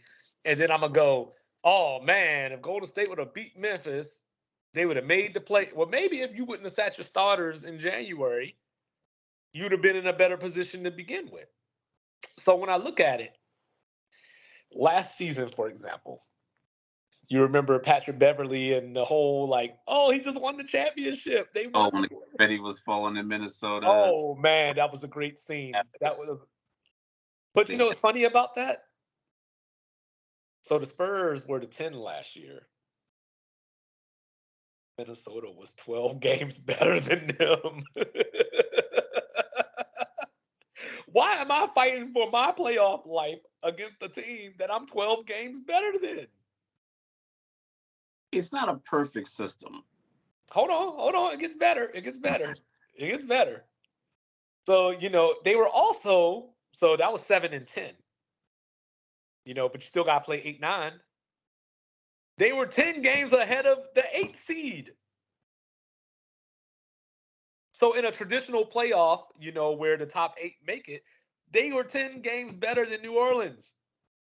Like, why am I playing this regular season to finish somewhere between, 4 to 10 games ahead of you? And I still got a chance to not play. Why? I don't even think you answered why. You want to know why? Why? Because coaches decided to sit their players for games in November and December and January. And the NBA was like, okay, cool. You're costing us money at the end of the year. We're going to extend the playoffs to make sure that you, as an organization, play your players. You can sit them in January if you want. But in March, if you are the 7th-seeded Phoenix Suns and you're playing the 12th-seeded Los Angeles Lakers, you better play hard because they can make it to 10 if they beat you. You want to rest your players when they're healthy. You can't take everybody out. Definitively. I'm not trying to raise, my fist for the poor man and, you scrap all your money together, get this ticket. I'm just talking about the basic premise of how you lay out your expectations for payment for these seats. These courtside seats are 9, 10, 12, 30 grand, depends on the matchup. So that would work if the NBA cared about the fans. But if that would work if the sports league cared about the fans. They don't. They care about whoever's going to be in that arena at that time, or whatever the case may be. Buying whatever. The NBA is like, listen, if you're going to do this, if you're going to charge this money for these seats, you're going to sell these jerseys, you're going to sell these $12 beers and $14 garlic fries, then you're going to play your players. You want to rest your players? They came up with the plan. And that's the counter. That's the chicken and egg argument you made. If I believe playing their players, we'd be fine. I believe they're doing the load management for guys who are. Tim Duncan was 30-something. Got it. Makes sense. If Karl Malone still was in the league, I get it. If you're over 35, Shaq, yeah, you play, less minutes, or you play a couple of games. You don't play the back-to-back. If you play 3 games in a week time frame, you play 2 out of 3. I understand that. But if you're Ja Morant, you don't get a load, man. You don't get a rest. Just don't go to practice. Just have him come treatment, get a massage or something like that, and don't have him practice for 2 hours. Then the game's 48 minutes. They only play like 32 or 33 minutes. I know they're playing hard, but if practice is 2, 3, 4 hours a couple times a week, cut one of those. Well, except for LeBron, he played like 40 minutes regardless. But but like I think if I remember correctly, the first NBA season was 47-48. And in the whole history of the NBA, a 8 seed has beaten a 1 seed 4 times. A 7 seed has beaten a 2 seed 5 times. So you're not even necessarily getting the squeeze from the juice or the juice from the squeeze. You're not necessarily getting that. You're getting it because when you put these games on TNT in March, Kawhi is playing like tonight. Tonight might be an example of Kawhi or LeBron may not play. Cool. But in March, when you think you're on easy street because you didn't play these guys in January, you better play them then. That's the thing. But that's the thing. Did the chicken come before the egg? Because our argument. Response to low. I think this is a response to load management. Well, our argument is similar, which is from a different viewpoint. So so you mentioned the whole this is going to make the regular season matter more because in March or April or whatever, you have these games that have the utmost importance. They're important, yeah. That's not a bad point. My argument though is if I finish 6 games ahead of you, the regular season didn't matter anyway. If I finish 6 games ahead of you, but don't get in the playoff, you get a mulligan, and I don't get in the playoff, then the regular season didn't matter. Yeah, but did that happen? The better team won, right? Not always, because let me look here. Let me look through my notes for a quick second here. So, like, for example, let's see. There was, I know the Lakers finished 4 games ahead of Memphis, and Memphis Golden State lost to the Lakers and Memphis back to back. But I don't think that changed anything though. But Golden State and the Lakers got 7 and they lost to Phoenix. Yeah, but Golden State shouldn't even have had a chance because they finished 9 games behind the Lakers. So they shouldn't even have been. That's my point. Like a team that is 9 games behind another team should not have the same opportunity as the team that finished 9 games ahead. Yeah, but with that being said, you didn't sit your guys, the NBA came up with this because. But I can't say that that's the full reason. Because there's no other there's no other real reason. I can't say that's the full reason when Golden State out here beating teams without their starting lineup. So I mean, like they didn't lose. Okay. No, but they didn't lose without their starters. They dropped 150 points. They shot like 60% from 3. So great. But these teams don't lose every game that they don't play their players. So it's not as if and I don't have the records in front of me, but say hypothetically the Lakers or whoever, maybe not the Lakers, but hypothetically Memphis sits their starters or whatever the case may be.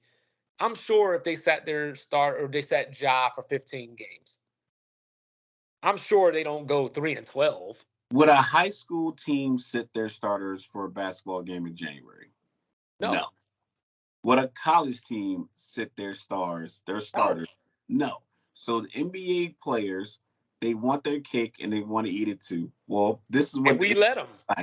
Yeah, and they also say, okay, cool, you can rest in January, but come St. Patrick's Day, you better be out there with your green basketball shoes, getting it in because we charging $400 for these tickets. We're on TNT. We're on ABC. We have no football. We have nothing to compete with from February until April. You got a little baseball coming in, but baseball still has a whole summer. They're not hard pressed on getting that bunch. But that time, that window, that February to end of May, June window, That's NBA prime time. And they have established that that time is when we're going to get all of our players. If you want to play in, treat it like baseball. If you got 8 and 9 that finished with the same record, now you have a 1-game playoff for the 8th seed. We don't need all this extra stuff. Like you said, it's a money grab. It's there. Yeah, you're looking at it from a competitive level. I am, because that's what it's a sport. I'm looking at it from, they couldn't regulate the load management piece, because you can't say you got to play a guy hurt. But what you can say is you don't want to fall out of the 7 seed or the 6 seed to 7 and end up playing a team that that's where Silver. Now, but that's where Silver need to treat these players like he treated Kyrie. This is where he need to say he did. They did. The playing is the he needs to say hey, I'm sorry that your foot hurt, but unless you require surgery or you've been in the massage room for the last 3 days. You know about HIPAA. You did 20 plus years in the military. You know about HIPAA. You can't read people's waivers. You can't tell people. Adam Silver know what's going on. You can't, like, I was medically retired. My information went up to the Secretary of the Air Force. So whatever they deemed was the answer, whatever these doctors said around here was null and void. Like, listen, you can't trump medical because you get sued. If you put out a policy that says you got to play a guy if he's not to this level of injury, and then they play and they get injured and their $100 million contract is no longer viable, they can sue you for $500 million if they wanted to. But what they did do is like, okay, we'll give you load management, but you better be able to manage your team post all. Because think about the years previously post All-Star break. How competitive were those basketball games? You probably been to a couple of games where it was like a bunch of dudes in street clothes on the sideline. Hey, I went to a game just a week ago where it was 144 to 113 and everybody played. These things happen regardless. You can't jurisdict based off of the worst case scenario. But so I think me and you are both rational enough that we are not saying put injured players on the basketball court. Neither one of us are saying that. Even with my stance, I'm not saying that. There's no verbiage you can put out there to stop load management. You're either injured or you're not. But that's once again, everybody's hurt. This time of year, they say it all the time. They say it all the time. When the playoffs start, they always say, "Hey, you guys have an injury, blah blah blah blah blah," and then the player says, "We're all hurt this time of year." You know what I mean? Like, you're all hurt. You ain't all injured. Listen, but there's no verbiage you can put legally that says what stipulations you can make for load management. I'm pretty sure that the NBA has a gang of smart lawyers. Adam Silver's a lawyer. Mm-hmm. So I know they have a bunch of people and they've gone over the scenario and this. Hey. But I think it works because if you think like the NBA age range is like 21 to 28 for the most part. There's a few guys over 28 that are getting a lot of minutes. For the most part, you get a bunch of young guys. I could run forever when I was 24 or 25. No matter what my weight was, no matter how much I drank the night before, no matter what I ate, like in Korea, you can eat chicken on a stick and yaki mandu and get up at 7 o'clock in the morning and play basketball for hours, go back to my room, shower, go out, get another box of Heineken's and keep it moving. Now it's a wrap. You won't see me for a few days. All I'm saying is, that's all it is. All I'm saying is, already set up. Adam Silver is a lawyer. All I'm saying is he found a way for a dude to get suspended for posting something on Instagram. There's an offensive bias. You can find some way. Because that's vague. You can put a number of games in. You can put a number of games in. But that's the thing. The NBA doesn't give you your contract. Your contract comes from the team. No, the team can do that. The team can. Well, the team don't really care. I guess do that because you won't sign with them if you mandate. Yeah, the team don't really care. Somebody else is gonna play. All I need you to be here is when it counts. Because when the rubber meets the road, playoff time is what they all care about. I just like the fact that it's not a game where you're just literally. I mean, come on, man. A game Detroit versus Atlanta. Detroit's at 15, Atlanta's at 8. That game in March, if Atlanta's locked into the 8 seed, like I said, this year is kind of an anomaly because each conference, man, they're all very close, 1 through 12. Well, I think it always starts that way until the trade deadline, and then somebody does something, and then like some team decides, like OKC, they decide, hey, we're doing way better than we should be. Let's trade somebody and get another draft pick. Like, so that's going to happen, and teams are going to start separating. Yeah, and there's going to be some separation. There's going to right. be And once you separate, you should be done. Still, the teams that are in the middle, these teams 6, 7, 8, 9, 10, like that range, they can't go out there and lay an egg just because Orlando's giving up on the season. Well, if you lose that game to Orlando because you played your backups, now you go from 7 to 9, and now you got to scrap the next day because you got somebody else coming into town. So now you got. But even back to your other point, you brought up like how many times has that lower team won or whatever the case may be, and obviously it didn't happen a lot. So you're still wasting my time. You're just putting on another basketball game on TV just to have another basketball game on TV. That serves no purpose. You got 30 teams that have 30 games left. Yep. And how many teams make the playoffs? That's 900 games. 9 home games that you have. How many teams make the playoffs? Oh, well, at this point, 20. 20 out of 30 teams make the playoffs. Yes, that's excessive. But the problem with that, this is a byproduct of what the NBA players and coaches have created. They created this environment to where you have to be mandated that you play without being mandated that you play.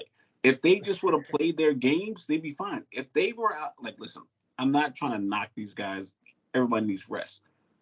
But there's ways to get that. They fly on private jets, like chartered jets, with plenty of space. There's 15 dudes on the team. You call another 15 people on the staff. That's 30 people on an airplane. All the stuff goes in the bottom. They fly. They play their game in Milwaukee. They fly another game in Chicago. Then they get another game in Dallas, and then they fly back to New York City. They didn't go through security and have to waste a bunch of time. They're on a plane. They're probably a massage therapist on the plane. If they need an IV, it's probably a trainer that give them an IV to give them some fluids to help them sleep. They go to a nice hotel, security. They have, most of them will put a gym in their hotel for them. They can do their walkthroughs. It's not as if these guys are just taking a bus from Memphis to Detroit and from Detroit to Milwaukee and then on that bus again to play a game down in Phoenix. It's like, let's keep it real. They are not being tortured to play basketball. So with that being said, you want to rest because you got to play 2 games back to back.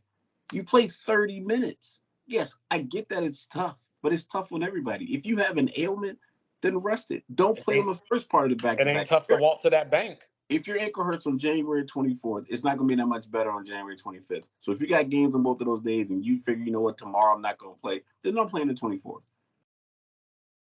But the NBA is like, listen, you want to do that? Cool. You're going to be fighting for your playoff life, even if you got to play against a 12 seed and you're the 6 seed. You're going to have to play that game. So when do you want to do it? You want to do it on the front end? You want to do it on the back end? The players just got to be accountable like me. I was accountable enough to tell you and the world that I had the Bills and the Rams in the Super Bowl. So who did you have in the Super Bowl when the season started? I had Kansas City winning. I think I was leaning towards Philly early in the year, so I was like Kansas City, Philly. I still think that's my pick. We'll go over that. But at the start of the season, not after the games were played. I'm a Mahomes guy. I know, but we talking about before the season started, during preseason. Not, I saw a few games and Philly looked good. Like who before the season started? Well, before the season started, obviously I had Atlanta going to the Super Bowl. So that's all I was focused on because I'm biased. I didn't pick anybody else until it was, after that. Listen, I'm not going to front. I ain't want none of these teams to succeed. I wanted my team to succeed, but I know that's limited. But I definitely didn't have the Rams. I definitely didn't have Green Bay. I had the Rams. I did have the Rams. I was drinking some Kool-Aid, and was. Like, listen, we can a list. Well, not even with the Bills. I just thought the Rams were good. For whatever reason, I just thought the Rams were good. And okay, yeah, that's what we were talking about earlier. I think it was for me the NFC. I didn't see a team that made any real moves out of the entire 16 teams in that conference that were like, oh, this has put them over the top. Because Philly got AJ Brown, but normally adding a wide receiver to a non-passing offense doesn't really translate the way it did. Like when you added Randy Moss to Tom Brady, that was bananas. Like that was like, okay, this is what's going to happen. When you added Peyton Manning to Denver, okay, adding that kind of piece to a passing offense made a lot of sense. I didn't think that was going to happen for Philly. I didn't think the Rams would repeat because I thought they barely like kind of squeaked through last year, and then they lost Von Miller, they lost OBJ. I think they paid Aaron Donald a hefty amount, and he was ready to retire. So I'm not sure how much he was really into it. I'm pretty sure he was into playing football. Right. That he didn't want to play, but I mean, if he was contemplating retirement, if he was seriously like, I think I'm good, I think it might be kind of hard to come back from. Well, it's the Roethlisberger. It's the Roethlisberger thing, right? Like if you're already thinking it, you already retired. So I didn't think any. Like I said, I didn't think any of the team. I like the Bobby Wagner. I didn't like Lance move in San Francisco, so I didn't want to pick them. Well, I like the Bobby Wagner pickup. He's not the same player as Von Miller as far as what he brings to the table, but he's a vet that is a great player in his own right. And I just thought that if you're going to lose Von Miller, you could do a lot worse than plugging it in with Bobby Wagner. Nobody could stop Cooper Kupp. You know what I mean? Like, I don't care who the quarterback is. For whatever reason, Cooper Kupp just always open. He's always, getting 10 yards a pop. You know what I mean? What I didn't expect was that their run game was going to be so awful. That's where, I got caught off guard a little bit. I don't think it was ever good, though. No, it wasn't ever like a staple, but it was better than this. Stafford, I thought that Stafford having whatever monkey off his back that he had, would just unlock a different kind of confidence that he didn't have before. As far as Buffalo goes, I didn't look at Josh Allen and say, this is the team. I just looked at them collectively. Like I told you earlier, the last 3 years, second best defense, third best defense, second best defense. So I was like, hey, Buffalo, remember the other day, San Francisco is the most complete team in the NFL, and hey, Dallas is right there. So in the beginning of the season, I was like, yo, Buffalo's the most complete team. That was my thought. They don't run the ball. I know they have talent though. They have talent at running back though. They don't run the ball. They don't. You cannot win the championship if you don't run the ball. They don't. The guy that you do run the ball with, he can't get hit a lot because he needs his arm and hip and everything. I think that that's the misnomer because people assume that Kansas City can't run the ball. Like Kansas City can run the ball. And they're averaging like 6 or 7 yards. Yeah, they just don't do it a lot, but they can. If the game calls for them to do it, they will do it. They can do it. If they play San Francisco in the Super Bowl and we get that rematch, Kansas City's going to have to run the ball to keep them honest. If San Francisco plays Cincinnati or whatever the case may be, like Mixon going to have to run the ball. Like that's just the way that it works. So those two teams can run the ball if necessary. Buffalo is more of that Charger vein where I believe they don't practice the run game. Like I think they just go out and practice and they find different concepts. How can I get the receiver open in less than 2 seconds? Because everybody knows that we're passing and we got to get the ball out. So I mean, I get it. Look at how did I went to SportsIllustrated.com. Yeah. Eight different people. Albert Breer, Connor Orr, Greg Bishop, Michael Rosenberg. Andrew. Oh dang! I wasn't even going to name people. John. So I got a bunch of names. So I want to their picks. 7 out of 8 of them picked Green Bay to represent the NFC. Why? Because they lost Devontae. Well, I mean, to be fair, I guess Aaron Rodgers won back-to-back MVPs. With Devontae Adams. They got, but see, Green Bay's the same thing. They got Aaron Jones and AJ Dillon, but they don't run enough. Well, they weren't dynamic enough on the outside. That was a knock that because everyone we were in our group chat. In our group, someone used the phrase Patrick Mahomes is going to get exposed this year without Tyreek Hill, and I was like, what evidence do you have to say that Patrick Mahomes was not going to play well without Tyreek? It's not what does that even look like? It just like, what does exposing Patrick Mahomes even look like? He would throw for 3,900 yards versus 4,900. Like, I mean, that's the only thing I can really think of. He would throw for 32 touchdowns. I mean, 32 touchdowns instead of 40. It's like you don't watch Kansas City play football if you think that. And on top of that, we had like 4 games where he didn't play with Tyreek Hill, and he had like a passer rating 130. He had like 1,100 yards in those 4 games. There's some crazy numbers. Like, we already have information. Like, yes, Tyreek Hill this year. Yeah, I was going to say, yeah, it would have been bananas because what he did for Tua was outrageous. Well, yeah, I was going to say, to be fair, Tyreek Hill did all right without Mahomes too. Yeah, but listen, I wish Atlanta would have given him $30 million a year. run those routes because, like I said, that slant route he took against Buffalo last year when he caught the little slant route going out. And then turn back around, and I'm like, that doesn't happen in real life. Like, grown men right. didn't look like children chasing the ice cream truck when Tyreek Hill's running a slant back across the field after he caught it. So I just think that people just fell in love with making the same picks. I had so many of these guys pick Bills versus Green Bay. One guy had Russell Wilson winning MVP. I'm like, so you got him winning MVP, but you don't have. So you got him going to Denver, playing so well that they win MVP with their total package of team. Everyone says the defense, offense, and the passing, yada, yada, yada.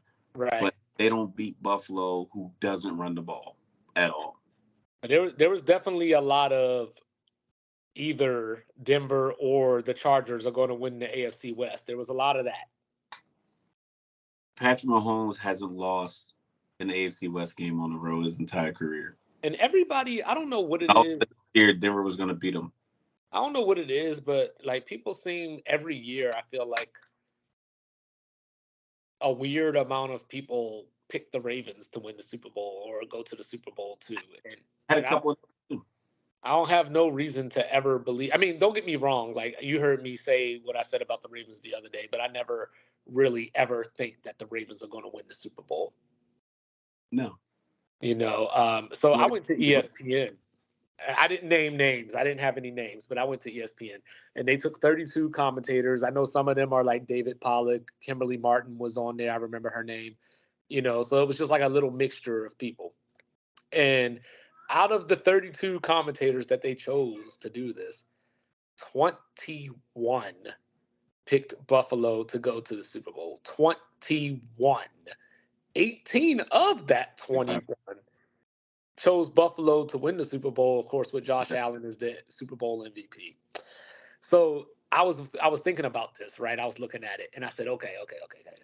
I said, all these people picked Buffalo. So with the next team that has the most people picking them to go to the Super Bowl, in my mind, I was like, it got to be Kansas City, right? Like, it got to be Kansas City.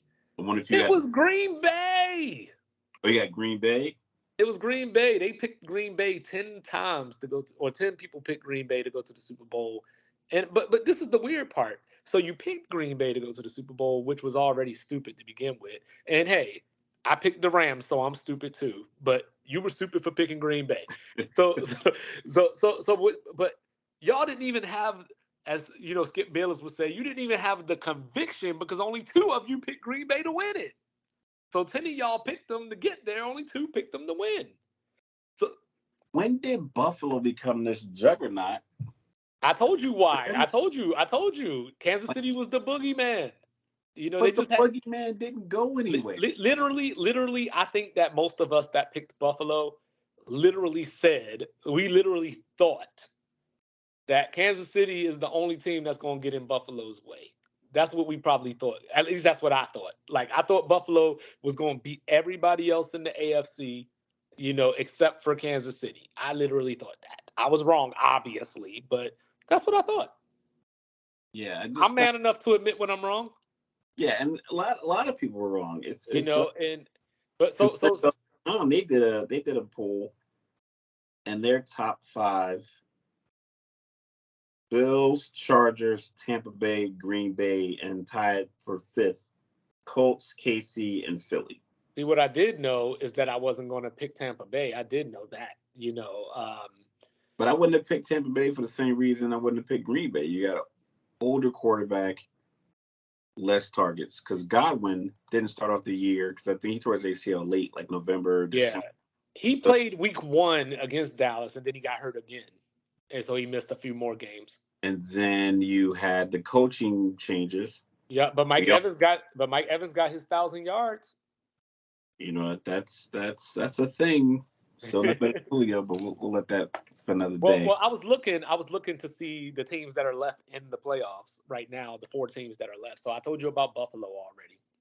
So there was one person that picked Cincinnati to win the Super Bowl, in that 32-person ESPN panel. Nobody picked the 49ers to win. Nobody picked the Eagles to win. And there were 2 people that picked Kansas City to win. So, yeah, and that's the thing with football. It's if all of you are picking the same teams, you should reevaluate why you picked that team.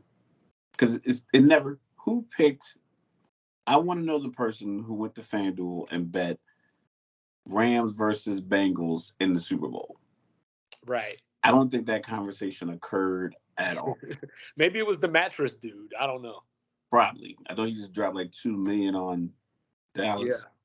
Yeah. So I looked at CBS. I don't remember these names, but I went to CBS and I took a different approach because we all have our preseason Super Bowl picks. So I said, okay, who did they have at midseason? Like we had games in the wins and loss column. Now that you're seeing the game, because as the season went on, obviously I had to adjust the Rams, right? Yeah, you started to see who lost players, whose quarterback had bad elbows. Yeah, right. So I ended up with Bills and 49ers, at my midseason point. So I stayed with Buffalo. I wrote it all the way through because they beat Kansas City and Arrowhead, and I was a believer, But so on CBS midseason, I ran into Bills. So it was 5 guys. So Bills over Cowboys, Bills over 49ers, which was the same one that I had midseason.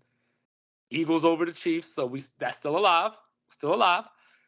Chiefs over the Cowboys, and another Bills over 49ers. So if I would have read these articles in real time, like you said, I might have thought about it because this ain't college football. Like college football is a little obvious. Like the NFL isn't obvious like this. So I probably would have looked at it a little bit differently. Yeah, because I get that people have these picks, but I remember watching a lot of these shows, and the picks, like you say, you didn't say it with conviction because you had all these caveats. Mm-hmm. If this happens, if he can last this, if this, and I get, understandable. There's always caveats. But I would like the record to show. Your basic makeup of your team.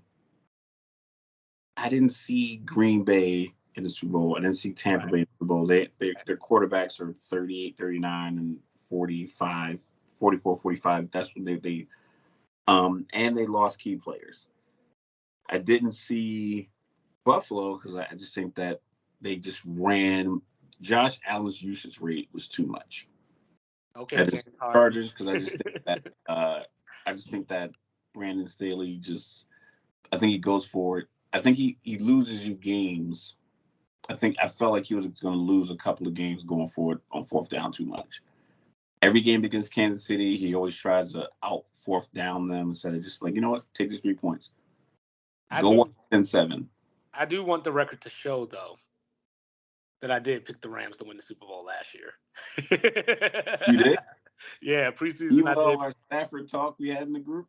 Yeah, because I just believed in their defense. You know, once they got Von Miller, I was like, hey, you know, like this is it. You know, and Matt Stafford still ain't a Hall of Famer in my book, but we'll talk about that another day. I won $750 for that game doing Super Bowl squares because of that Yeah. final score. So I was upset about the penalty call because I was like, come on, that's a bogus penalty call. But when a touchdown got scored in the Super Bowl squares, I won. Yeah, $750. What would be the conversation right now if Cincinnati had won the Super Bowl last year? Who's next, Mahomes or Burrow? It'd have been the Josh Allen conversation. Like, it's so crazy how, like, you know, one result, even though Burrow still got there, even though, like, because I mean, realistically, you know, he didn't even play his rookie year very much. You know what I mean? So, like, early on, 4 or 5 games in. Yeah. Yeah. Yeah. So this is like super impressive because, you know, Mahomes had the thing where he won MVP. You know, he went to all the AFC Championship games, won the Super Bowl. But Burrow, like, ain't necessarily that far behind. You know, it provided that Burrow wins this weekend. Like, and he's such a guy you can root for. Like, I think the thing that made me like one of the things that made me like him is when I think senior night and at LSU, he spelled Burrow on the back of his jersey, like the way they spell it down, like Creole, like REAAX. Yeah. Oh, that's just dope. That's you just tell it was like you could just tell he really like embodied like that school and that year. Yeah, I spell words like that just to get around. I spell words like that just to get around Zuckerberg. But yeah, I think that was dope. I think what he said about because everyone's upset about the logistics of getting the game to Atlanta if Buffalo had won. And it was like, Joe, all week long they were talking about the game being at a neutral site. And he just leaned in and said, better send out those refunds. I mean, like something that simple. It's like he didn't say no one believed in us. He just was simple, hands in his little warmer. He was like, better send out those refunds. It's just like that. It just makes you the cigars. Mm-hmm. I like cigars in the locker room. I just think that I think that his team likes him, which makes me like him even more. I don't know if all these other guys have the locker room the way that he does. I can tell you who don't. But with Jefferson and what's the boy name? I'm drawing a blank. His wide receiver. You talking about from Minnesota?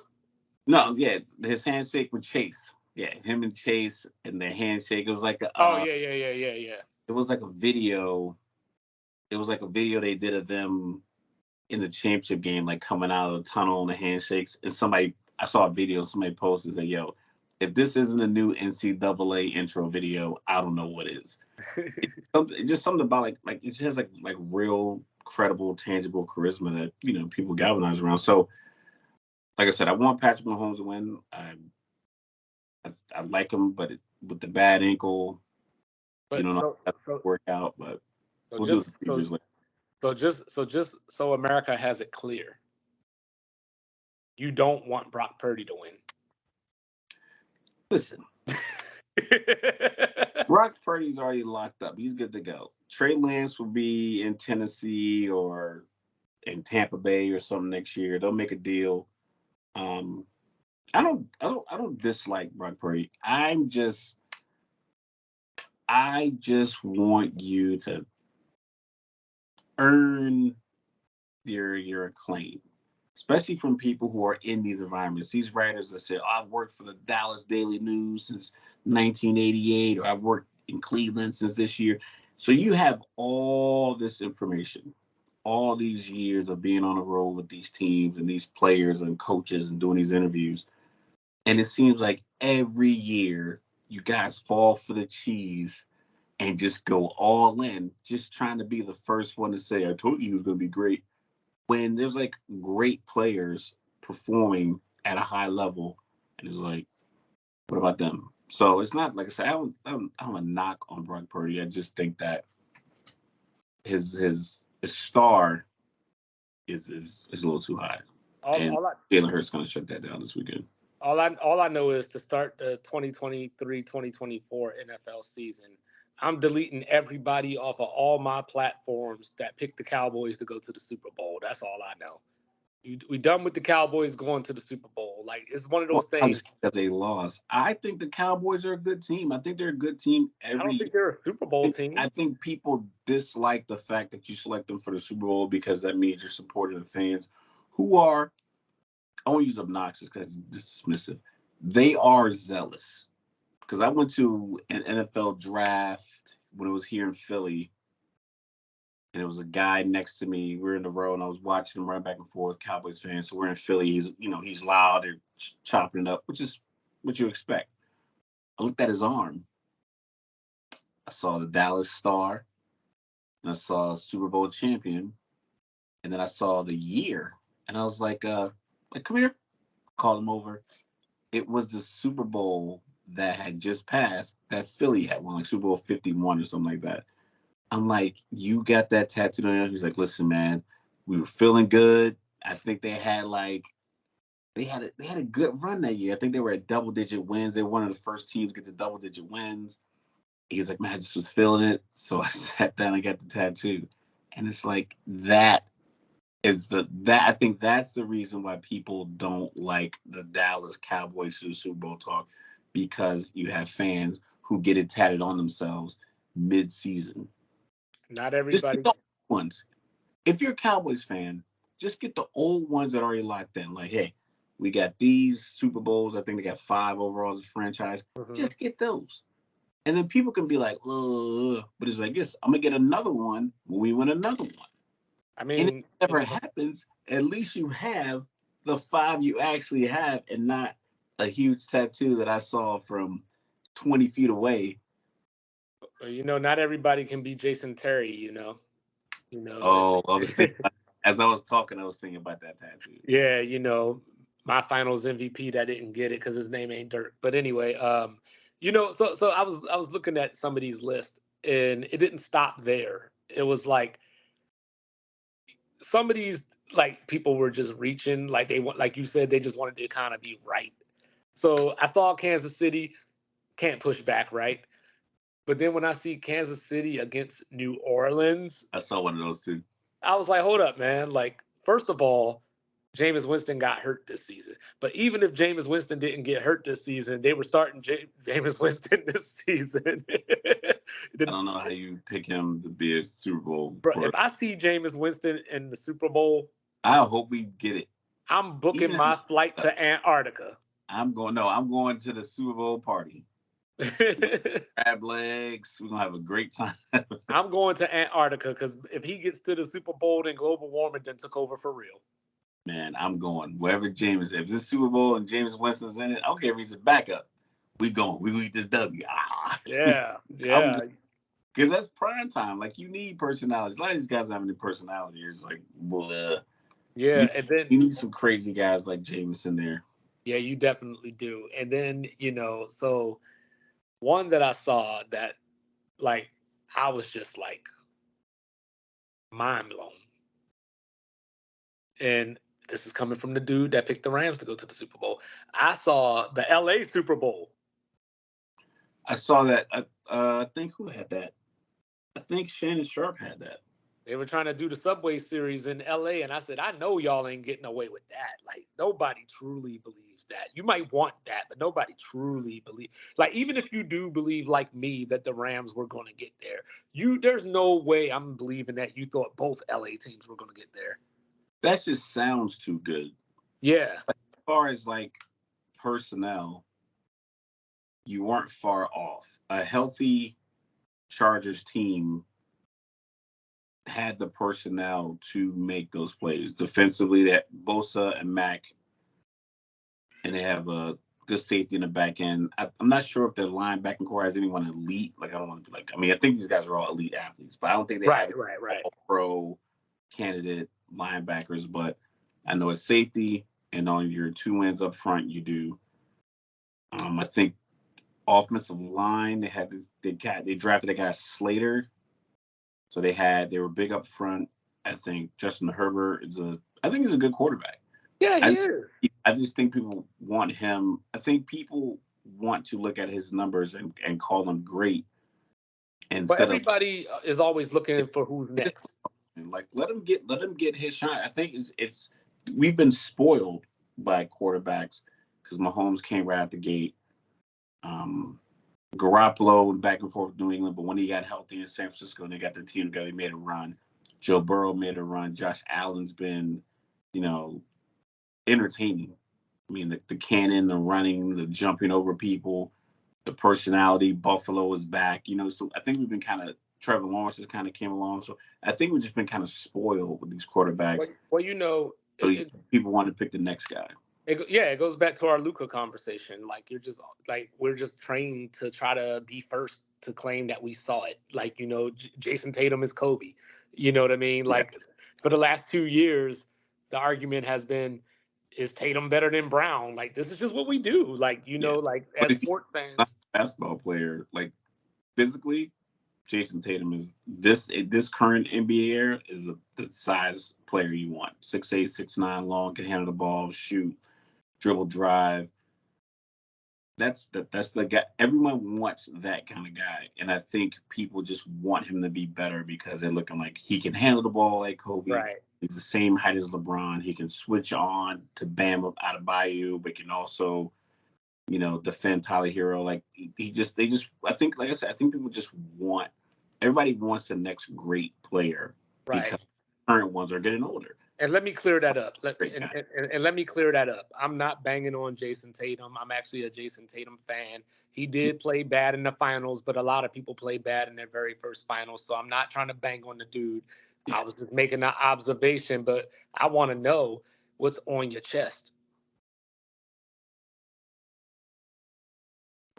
You know what, man?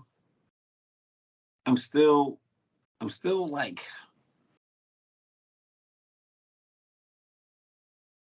the coaching hires. I know we talk about it a lot.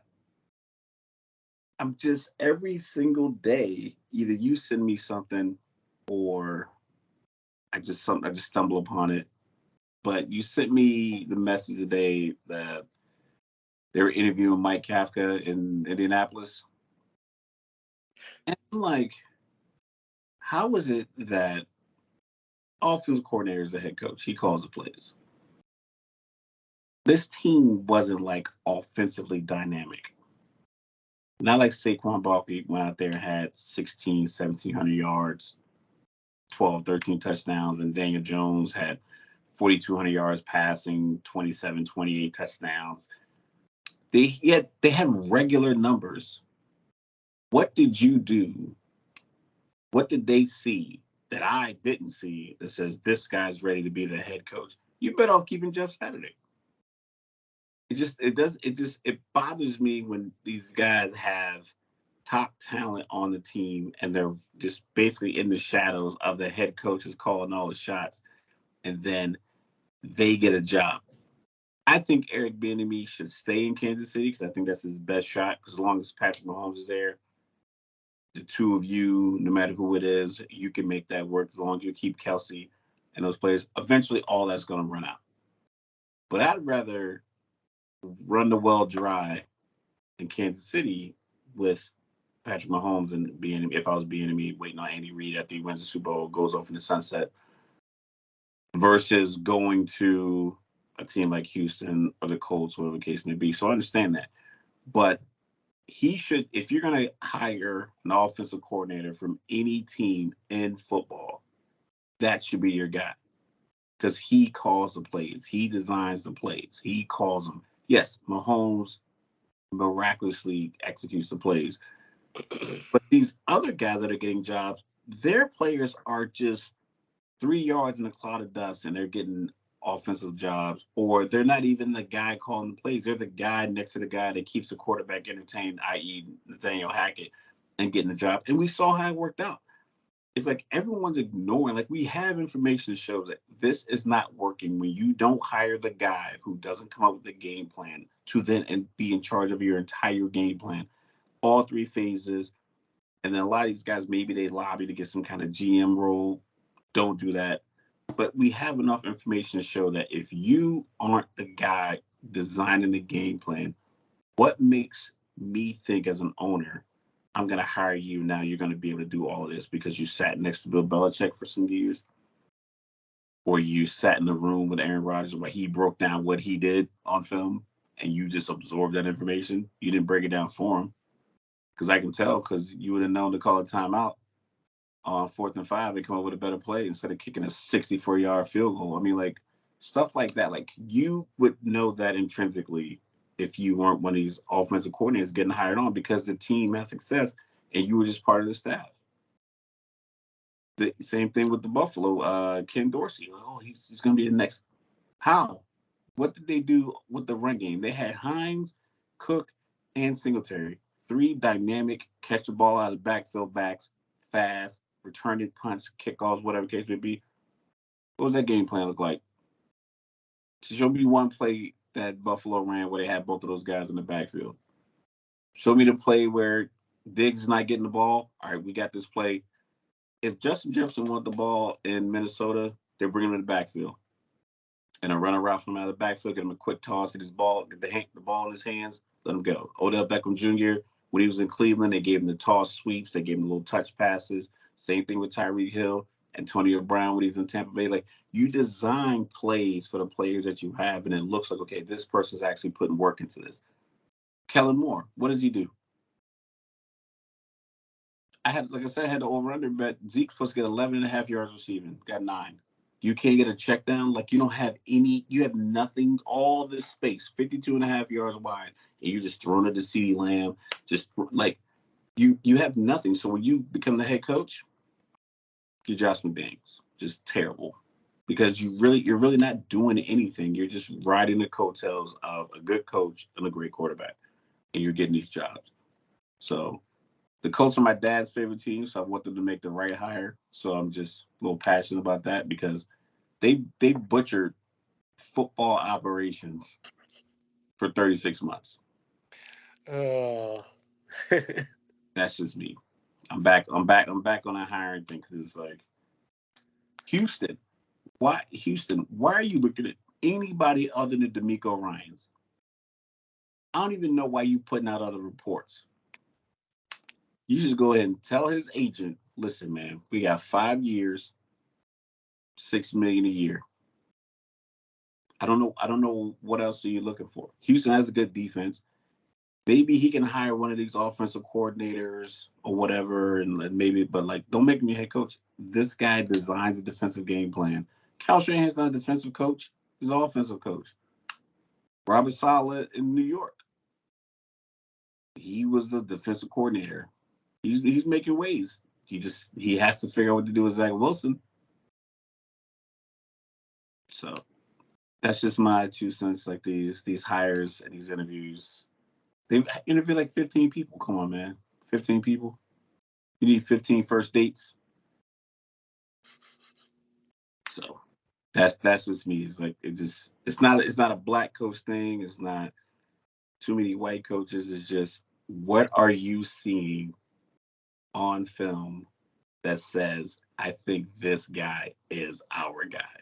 Because I'm not seeing it. So what was that Giants point stat you gave me earlier? I don't like. This is the thing. I don't recall them scoring more than 29 points in any game all year. Yeah, and they did, but it was just the one playoff game against Minnesota. That was the only game. That's it. All right. So, as you can see, he had a lot to get off his chest. It wasn't just one team. It wasn't just one hire. Like, nobody's even been hired yet, and he's still mad. Mad. We be mad. We take this stuff seriously, man.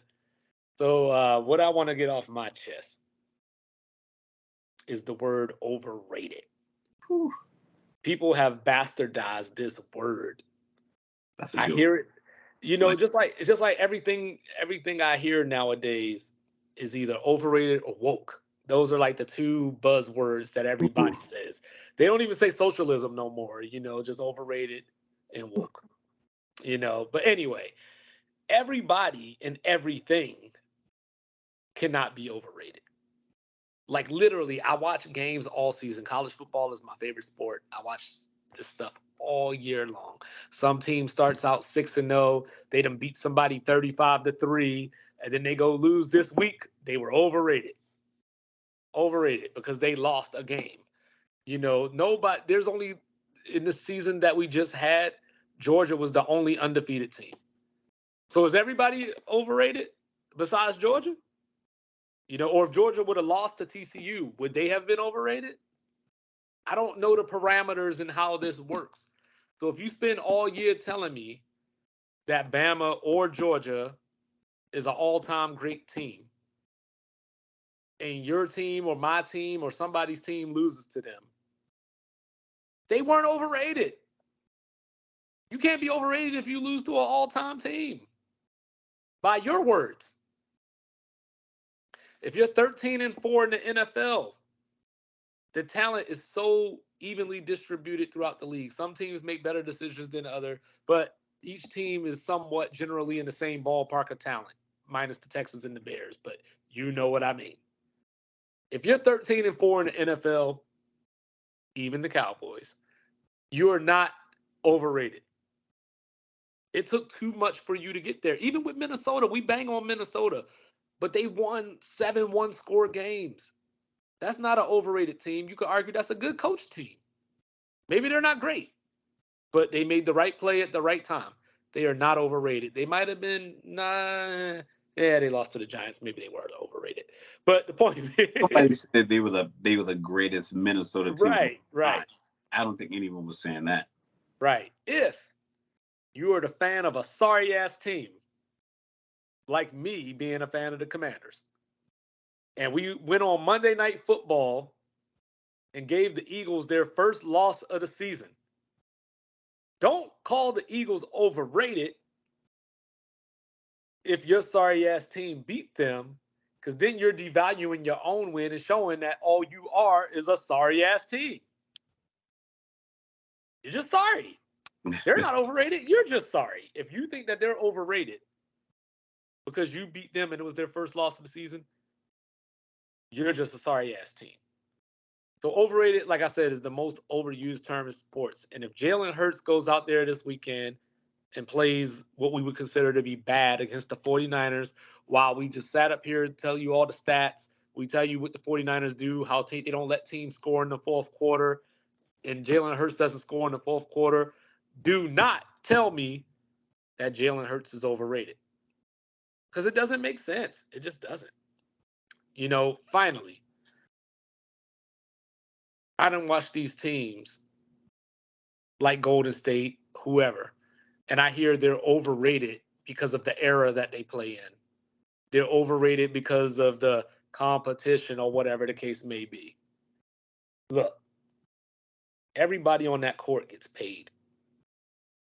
If you win 4 titles in a 7 or 8 year window, there ain't no way in hell you overrated. Now, granted, they had some injury luck that, but I mean, if they would have lost those games, you would have still banged on them. So give them the credit for still winning, So the only thing that's overrated is your opinion and your sense of importance. That's what I had to get off my chest. And with that, ladies and gentlemen, come to an end of our latest episode. See, Mike really said it with his chest on that one. Overrated. It's not a word he likes. I had an argument with a guy once back in the day. He told me Kurt Warner was overrated. I'm like, the man came from a grocery store to the NFL, won some MVPs in the Super Bowl. I don't know if that's overrated, but yeah, people told me Eli Manning was overrated. I'm like, we debate whether he should be in the Hall of Fame or not. How is he overrated? I think people like we said all the time, it's just lazy analysts. And that's what they go with. But we here, we give you the real, we give you the numbers, we give you our opinion with some facts, and as the weeks go by, as the facts change, so does my opinion. So as of right now, my opinion of the show is a good one. I like it. I like how it's going. I appreciate anyone who's tuning in. We're going to keep you abreast of what we're doing all the time, every week. Like I said, you can follow us at Sports Reports as Ordered on Twitter, on Instagram. You can follow Mike. He's going to give his Twitter handle and his Instagram page here in a second. Like I said, we made it to another episode. We like this length, so we're going to try to keep it around this length. Good conversation. If you guys want to talk about topics, we're going to try to, expand as much as we can. We just want to let people know, like, hey, man, you can have this platform and you can talk properly about teams. We don't have to be screaming and saying someone's terrible. We can just use the information we have, use the facts, and just have a good conversation about sports. Send us questions. You can have a disagreement because we deliberately set up topics that we don't agree on, just so we have different opinions. That way I can hear and absorb what he has to say and vice versa. He didn't hear us argue. I didn't tell him we didn't get outraged with it. And we ain't even got to scream.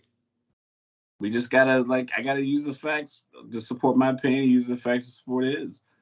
And then we go from topic to topic that way. So, like I said, shout out to Mr. Michael Wilson getting all stuff set up, keeping me on track. He's really running the show over here. I'm just coming in with the energy. I need a Rob G, man. We might be looking for some producers one day. We'll get picked up by somebody, but that's the end of the day. But right now, like I said, I want to thank everybody for tuning in, watching this much. We're gonna start putting clips out as our social media expands, and we take time, get editing everything together. So, from Raphael Rutley over here in New Jersey, Mike, you want to give him where he can find you on social media? So I'm on Instagram, MLDub25, 25. Remember that, 25. And then on Twitter, 2-Bit Reports. So I want y'all to know, hit me up. I don't have thin skin. We can have some conversations. We can argue too. But on that note, shout out to Red Bull. Shout out to Matt Norlander and Gary Parrish. Love you, America. And we're out.